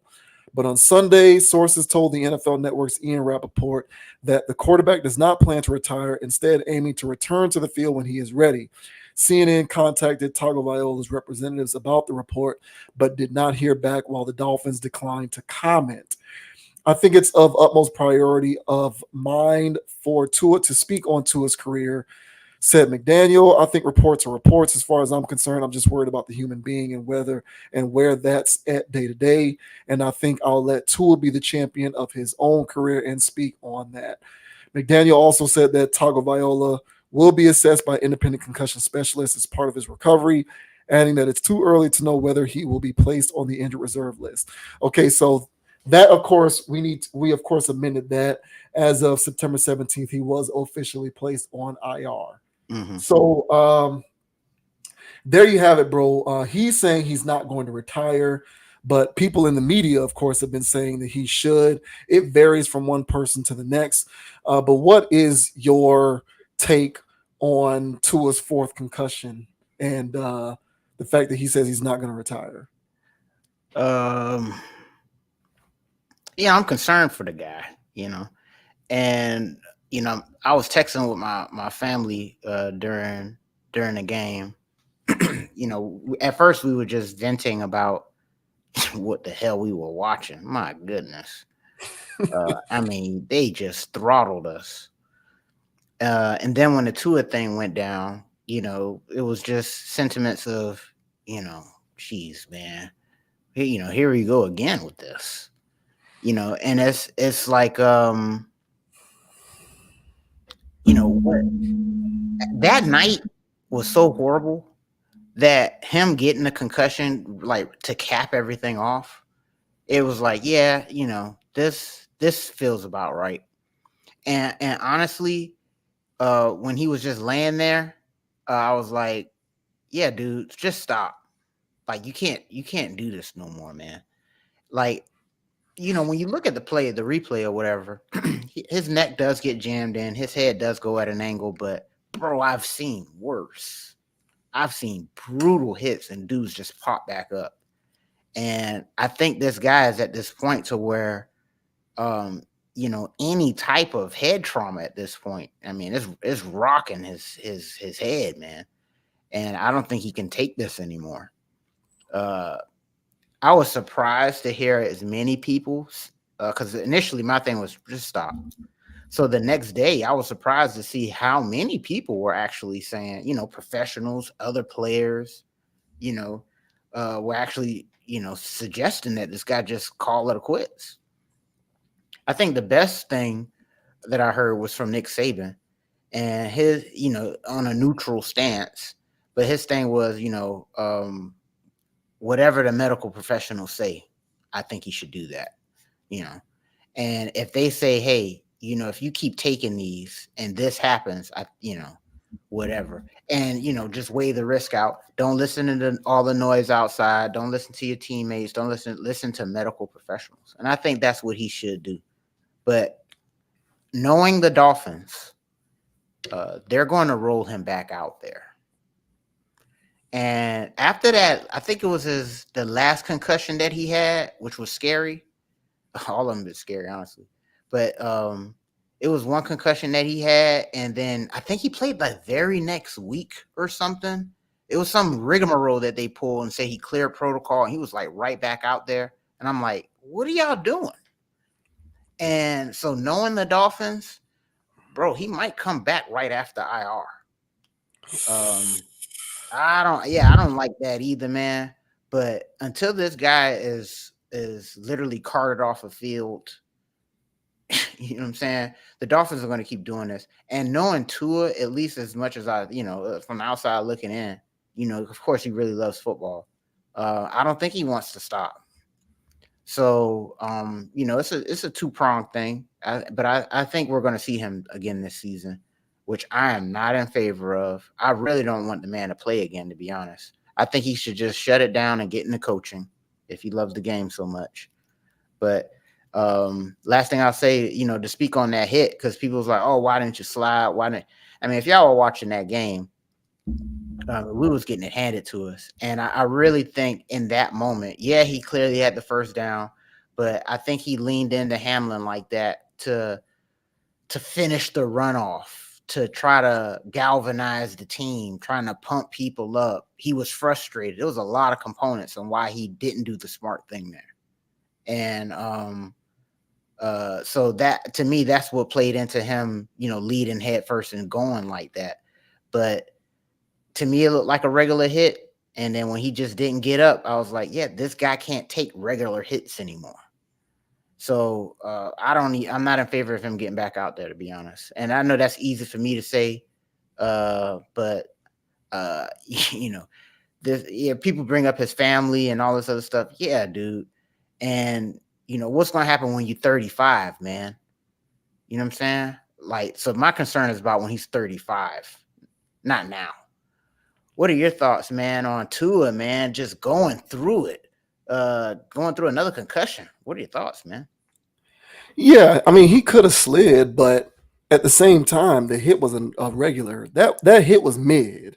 That was not a hit like that. I know. So you can say he should have slid, but it's not like that was not a collision like that. I know. It really wasn't. That was a mid run-of-the-mill hit. And for him to have gotten concussed as a result of that shows you his level of fitness when it comes to his ability to take hits in general. Yeah. So I feel you on that. I never really bought into this idea that he should have slid or should have done something different. It wasn't he wasn't running all that fast, and he wasn't trying to initiate some kind of contact to run through the play. Like, he wasn't being Josh Allen. Right. And despite that happened. So yeah, I mean, I do not. Yeah, it's very difficult, man. I can say I don't think he should play again, but I feel wrong for saying that. Yeah, me too. But come on, like I feel, what are we doing? I feel wrong for saying that. Like, I'm sitting here gas bagging in front of this microphone on this webcam. Like, I feel wrong for saying that. This guy has been doing football his whole life. It is not my place to speak towards taking that away from somebody. I agree. However, I think it is clear that he is susceptible to concussions. Yeah. And you said something like, he can't take hits anymore, something like that. You said, I don't think he could ever take hits in the first place because he got concussed for the first time in college. Yeah. So he was in college getting concussed. And when you get into the NFL, you got defensive linemen who are faster than some DBs in college. Exactly. Like, the NFL is no joke. These guys are alien level athletes. It's ridiculous. It's scary, bro. Honestly. Yeah. Like, it honestly doesn't make sense, the level of freakish athlete that pros are, even on bad teams. Agreed. So my thing is, like, this is the fourth one. That's a lot. That's a lot of times to be concussed. We don't know, it's interesting. You think about it, we're learning more about the nature of brain and head injuries, but even though we're learning more, we know more now than we did in the past, we still don't know a whole lot. Right. Like, for example, I believe that somebody can have a genetic predisposition to concussions. I will say now, that hasn't been concluded in the science academic realm, right? So that the medical community and the scientific community hasn't firmly concluded that is a fact. But I believe that over time we will learn that there's some sort of genetic predisposition to concussions and head injuries. Because you got some of these people who've taken way more hits than him and they never get concussed. Right.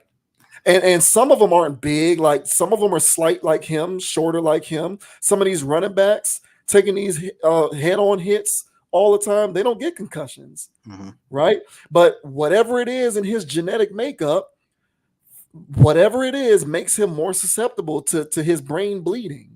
I agree. You know what I'm saying? But so that's my thought, is like, at this point, I feel like he has some sort of pre-existing genetic makeup that makes it more likely than not that if he collides in that manner, his brain's going to start bleeding. And from that standpoint, even though I can't open up a medical book and know that for a fact, it's my speculation. But my speculation on that is what makes me say maybe he should consider hanging it up. Because like you, man, I'm thinking about long term. You don't want to be dealing with dude, degenerative brain illnesses and Alzheimer's and early onset and all of this kind of stuff. Like, at that point, was it worth it? Maybe it was. I was watching Ryan Clark on First Take the other day, and he was saying the mentality for a lot of players is it's worth the risk. And what did Tua just sign? What was his deal? 200 and something. Yeah, like Tua's deal, if you'll humor me real quick while I look it up. It was 167.2 million guaranteed. Yeah. Let me see here. I'm gonna read into this because I think because they put stipulations into his contract based upon head injuries. Yeah.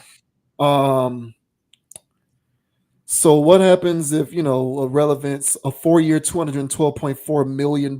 Yeah, that was it. So he signed a 4-year deal, $212.4 million. And I think 167 point whatever I just said. Yeah.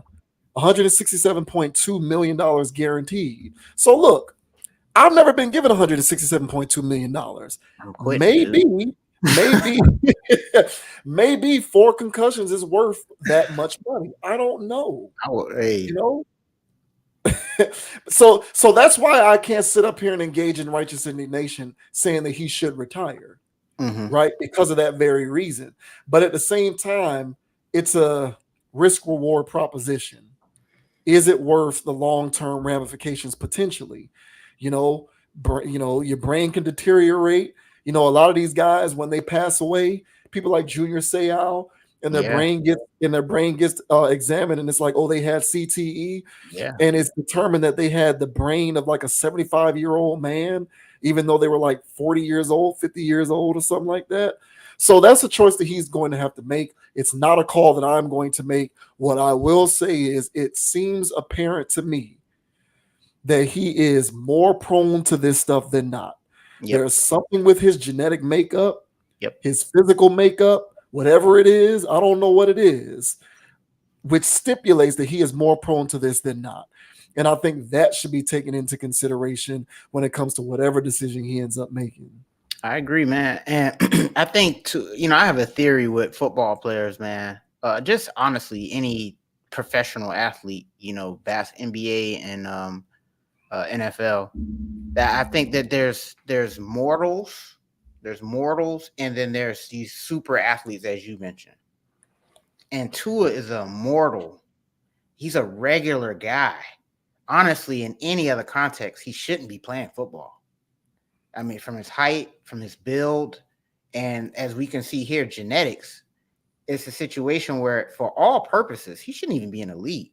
So for him to even make it to the league, for him having this kind of build is commendable. I think he's just really good at what he does because he doesn't have the strongest arm in the world.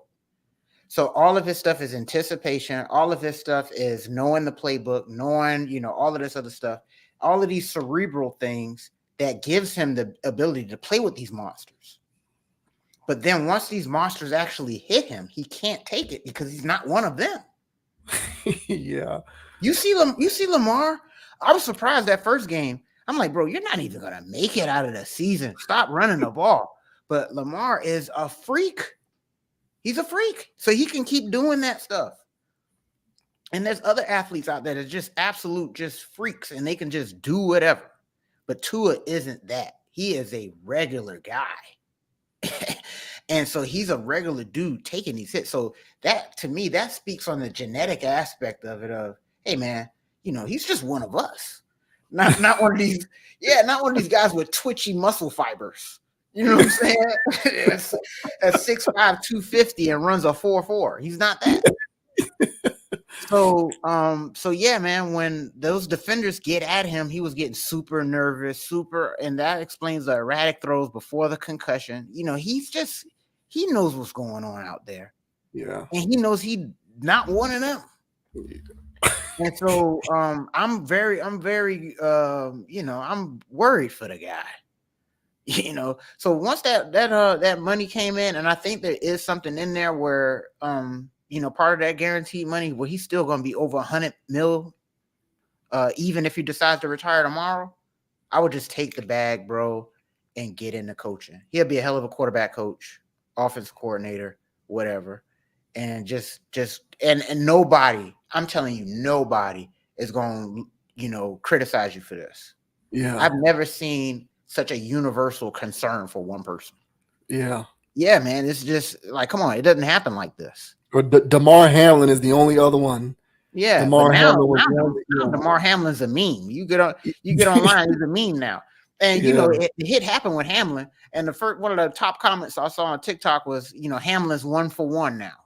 You know, so basically he won a game and lost one, or people making fun. So Hamlin's a running joke at this point. But Tua, man, people still feel sorry for the guy. But I don't know if you saw the Eagles game last night, man. One guy that is running around with CTE at this moment is CJ Gardner Johnson.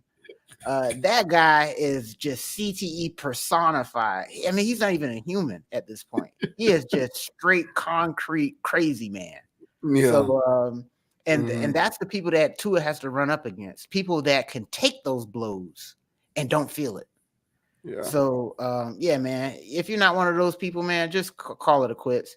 When I was a youngster, man, and I was out there playing Optimus, you know what I'm saying? Concussions weren't really a thing back then, especially when they had them thin ass helmets.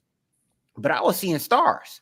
So in hindsight, as an adult, the reason why I stopped playing was I don't know if I was getting concussions, but those hits were outrageous. And I was like, look, I can't keep taking all this head trauma. I didn't know what was going on, but I was like, I don't like getting hit in the head like this. And in practice, it was commended. And we used to bat helmets like Rams. And the loudest clap got the best applause from the coaches. And the only people that stayed and kept playing were the CJ Gardner Johnsons. And so that's the people that go out and play football and keep going. And it's the ones that don't feel it. So I was more on the Tua side of things. And I was like, look, man, I'm not sorry, guys. Let me go pick up a basketball. So I went and played basketball, man. So I'm telling you, man, the CTE stuff is for real. I feel sorry for these dudes. But my concern is for Tua when he's in his 30s and his 40s. And, he don't have no onset, like you said, crippling disease later. Yeah. So take the $100 million, man, and bounce, Yeah. Yep. Yeah, he did get his now I'm very happy he got his deal. You know? And like the sports fan didn't like it because the economy of the NFL is not something that I'm a fan of these days, where it's like, next quarterback up resets markets and gets paid top 5 in the league, even if they're not that good. So I'm not a fan of the economy of the NFL. The NFL economy bothers me. But as a human, I'm very happy he got his deal. Yep. Because if he was out there because they're not gonna, that if he had gotten hit like this last year, they wouldn't have given him no money. Yep. So I'm glad that he was able to stay concussion free last year so he could get it, and now he's got his security. I'm glad about that. Mm-hmm. But yeah, I think that there's something going on with his genetics that makes it more likely than not that collisions can result in this. And human genetics to me are a very fascinating thing. Yeah, like man. what makes somebody be injury free their whole, like, basically you got some guys who just never get hurt, and then you got other guys who are big and they look strong, stay breaking bones. and you wonder like, how is this a thing? Like, how does that happen? It's a very fascinating thing. But yeah, I hope the best for him. I'm really glad that he's in today's NFL and not in a previous era where he could have been getting hurt by people like Vontez Burfict, right? Or something like this, because it could have been a lot worse. Yep, and no concussion protocols, and he would get rolled right back out there, probably in the next quarter. Yeah. Shouts out to Tua, man. Good luck, bro. Yeah, get well, man. Go Dolphins. Yeah. And last but not least, we have Brittany Renner, who converted to Islam, and now she's on social media talking about how she does not know how she's going to live or feed her kid. And she's not getting very much sympathy from the internet as she speaks in this manner. So we'll go ahead and close things out by lending our 2 cents to Brittany Renner's current plight. Brittany Renner, certainly a friend of the channel, not necessarily in a flattering light, but we've covered her enough on this channel that she qualifies as a friend of it. This says Brittany Renner receives zero sympathy after claiming she's broke and can't support her son. Brittany Renner is someone who has always been a bit controversial overall. She is known for being an Instagram model of sorts. Moreover, there were a few years in which she tried to be some sort of provocateur when she gave birth to her child with PJ Washington and subsequently dumped the NBA star. There were all kinds of questions about whether or not Washington was groomed. Renner subsequently flipped this into a grift where she gave speeches to athletes about how some women operate. Recently, she stunned her followers and fans by converting to Islam. Now she dresses modestly, all while wearing traditional Muslim clothing. It is a far cry from what she was doing before, and some fans have remained quite skeptical about all of it. Well, in her latest social media post, Renner came out and made the claim that she has gone broke. Yes, that is correct. Renner cannot support her child, and now she is wondering if she will be able to find a place to live. So let's hear Brittany Renner, inform us on her current lot in life. First of all, Allahu Akbar. Oh man. I've gone through a lot of changes internally. And as a result, my outer world has completely crumbled.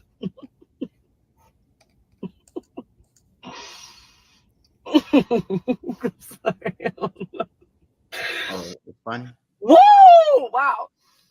Leaving me incredibly uncertain in just about every area in my life. I have no idea where I'm going to live or how I'm going to provide for my son. But Allah has moved mountains for me, and I trust that this will be no different. I feel like Alice when she ate the cookie and her feet went through the windows and she's crammed in the house like that. I've outgrown where I am. The facade is fading, alhamdulillah. And I'm at a place where I don't want anything that doesn't have my name on it. Take it away. It serves no purpose here. And I think there might be a little more. Let's see. I don't want a penny more than I'm meant to have because I can do a lot with a little. The facade is fading. And when the facade fades and all the BS is cleared out, it makes room for what has always been for you.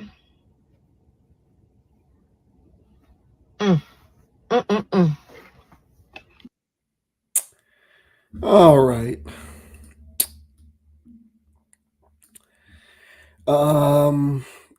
In her post, she claims that she can make a lot with a little. Furthermore, blah, blah. Okay, so this is the part that I did want to read real quick.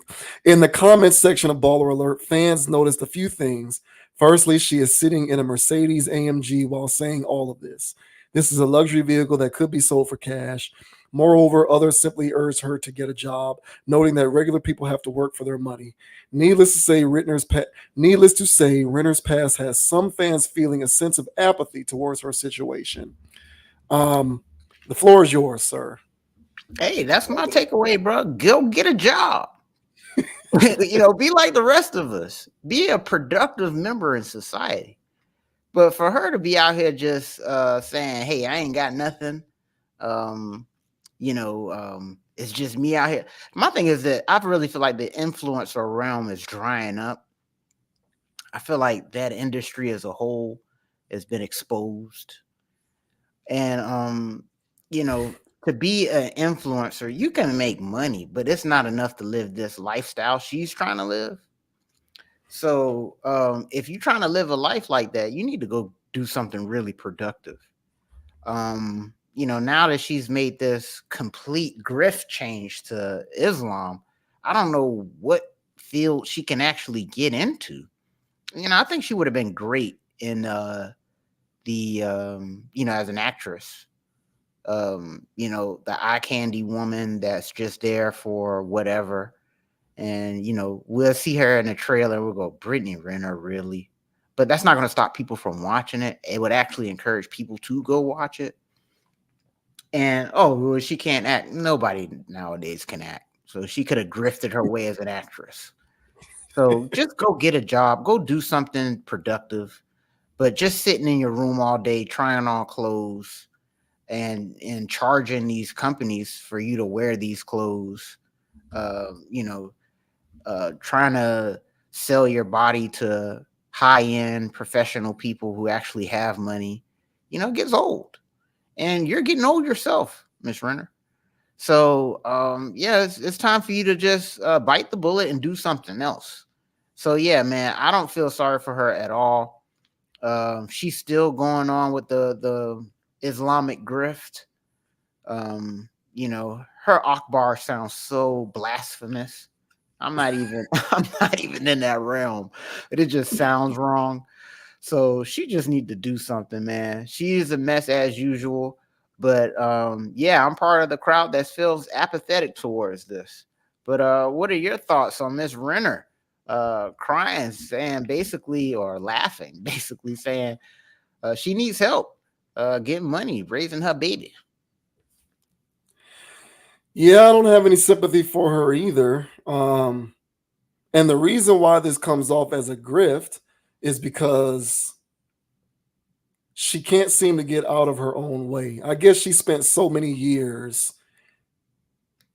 I guess she spent so many years earning a livelihood via being a social media personality that now that she has pivoted to a new lifestyle, which dictates that it's harder for you to earn a livelihood doing that, Right. it's like she can't get it out of her system.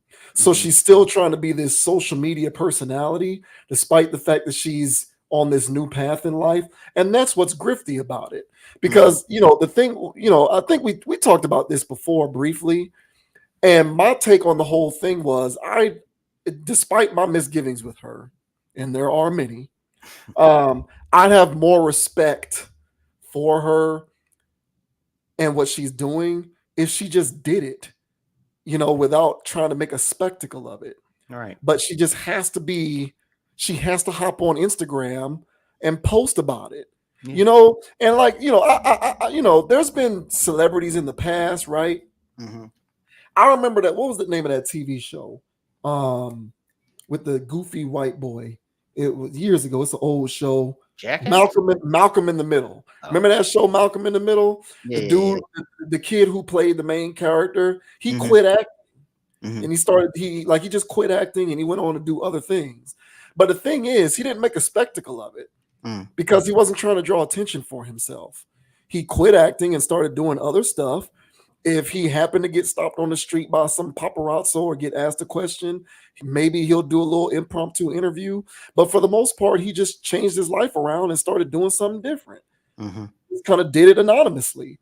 There's other, some of these celebrities, I even looked up some people who like stopped doing what they were doing when they were famous. There was this the girl who played the little remember that movie Matilda? The little chick who played the girl Matilda, she just quit acting and started like writing books or something. She was like, I don't want to do acting anymore. Like, I don't like the industry. So she just quit and started writing books or something like this. But there was no spectacle made of it. She just did it. The thing with her that makes it feel inauthentic and grifty is despite the fact that she's made this turn for herself, she nevertheless still has to be an influencer. Right. and my thing is like, look, no one's checking for you. Like, listen, if you're about this life for real, then walk by faith and not by sight.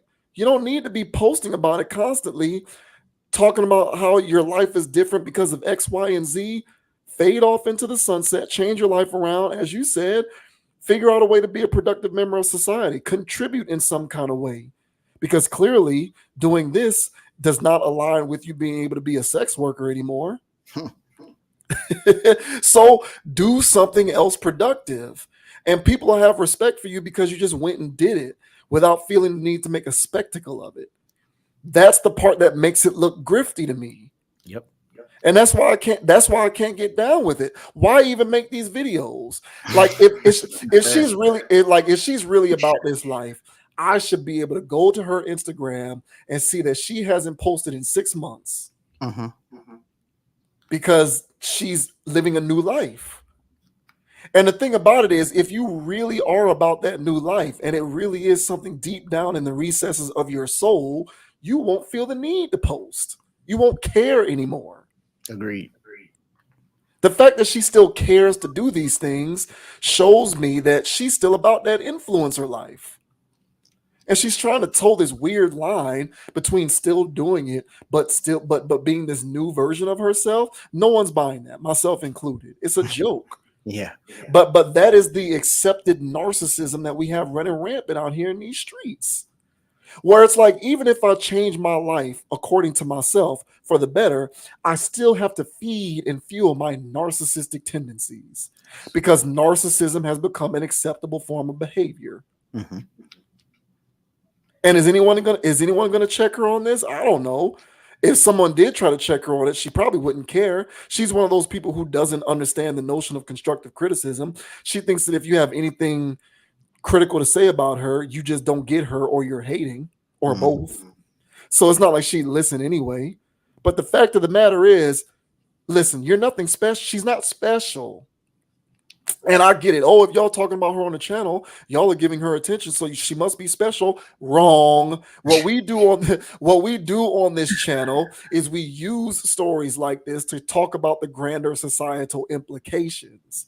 It is not particularly about Brittany Renner herself, okay? Because she is not important and she is not special. There have been celebrities before her who have quit being celebrities and have moved on to something different, and they didn't feel the need to make a spectacle of it because they were not narcissists. And this society needs less narcissists in it. And that's the bigger point of this discussion. Like, we need to understand the importance of lessening our narcissistic tendencies, because you cannot chart a course for your life where you want to pivot and do something different and more enlightened, but still feel the need to be a spectacle of yourself. Those two things contradict. Those are two notions that contradict one another. Will people get that? Probably not. Much less herself, of course. But that's the bigger takeaway from this entire thing. This does not need to be something that is propagated as this thing that we all need to take an example out of, because she shouldn't even be posting about it in the first place. Yeah, I mean, I agree, dude. And the thing is with her is that the griftiness. So my angle with all of this stuff is basically just identifying grifters. I'm telling you right now.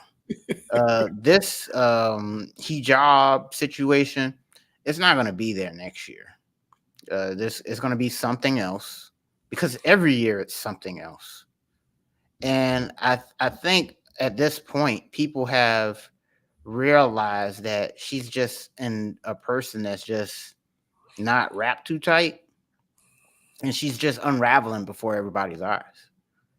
So these moments where she's having these little situations, yeah, she's not a stable person. And so yeah, man. So this is just another attempt of her to garner sympathy, to fundraise. But times are rough right now. Times are really tough. And people don't have money to trick off like they used to. And so I think this was I think this was a bad decision. Like when we spoke about this before, when she did the religion thing, I was like, hey, look, there's other religions to get into that would be more understanding of your lifestyle choices or your shortcomings. But she picked the most extreme one that you cannot backslide with this. And so I don't know how long she's going to be able to be broke. And if she's broke because of this lifestyle choice, I don't know how long she's going to stay with this religion. So next year, when she decides to be Buddhist, because she's trying to find herself, don't judge me, y'all. Don't worry, Brittany. We're not.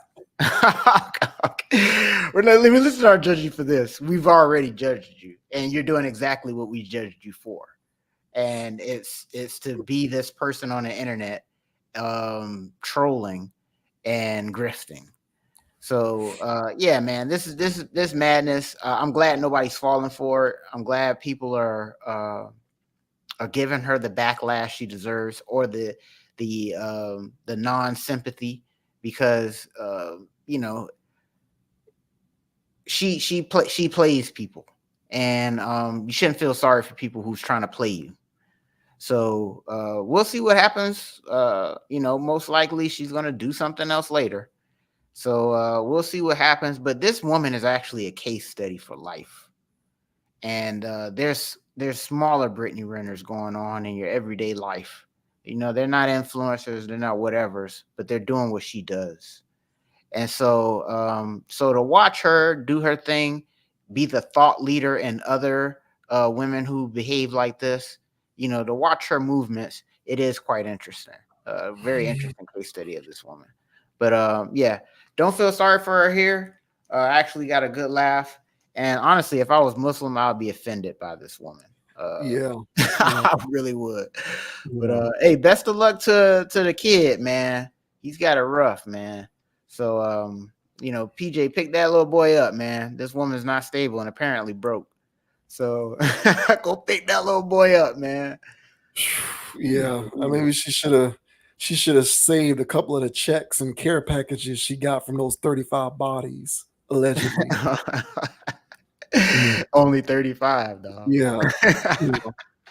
Allegedly, based on what she wrote in the book, in her little book there. Yeah, I'm not buying any of this nonsense. I believe in redemption stories and second chances, but not when you grift your way through it. Exactly. If she was doing this anonymously or more humbly, not still trying to curry favor from her, many Instagram followers, I'd feel differently. But more often than not, a tiger does not change its stripes. So that is going to kill it for tonight's stream. Appreciate everybody for tuning in. As always, great topics, great discussion points tonight. JV Wins, Dogon SS. Check me out on Instagram at JV Wins, JVWINS. Check out Conscious Approach on Instagram at Con Approach, CONAPPROACH. And check us out wherever you get your podcast, man, because we are up and in effect. We certainly appreciate the support.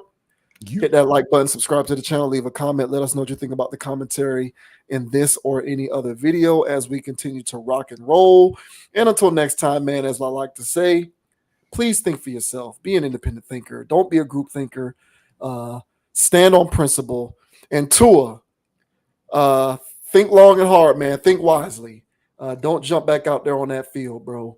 Otherwise, go Dolphins. I'm still going to say go Seminoles. Even though it's I'm still gonna say it, even though we 0-3, man. It's looking real bad. It's looking 0-3. I'm having flashbacks of EJ Manuel.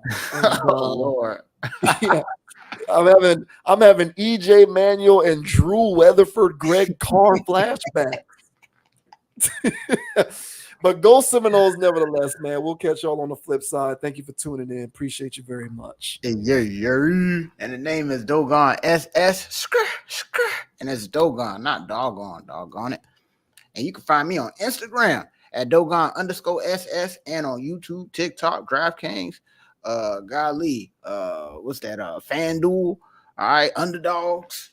All right, you can find me everywhere. All right, any social media platform, most likely I'm there, Dogon_SS. Like, subscribe, follow, you know the deal. All right, and as I say on every pod, guys, don't be too hot, don't be too low. Keep it calm, keep it chill, keep it player, and don't let anybody get you off your pivot. So until the next time, everybody, my peoples, we'll catch y'all on the flip side. Okay. We gonna win the next. We gonna win the rest of the games, the rest of the season. Okay. We going undefeated the rest of the year, man. Yeah, right, dude. Y'all be lucky if y'all win 3 games this year, boy. Hey, go Curry. Hey, y'all need to bench DJU, bro. Just bench DJ. I hate that guy. Yeah. Cam Ward Heisman, baby.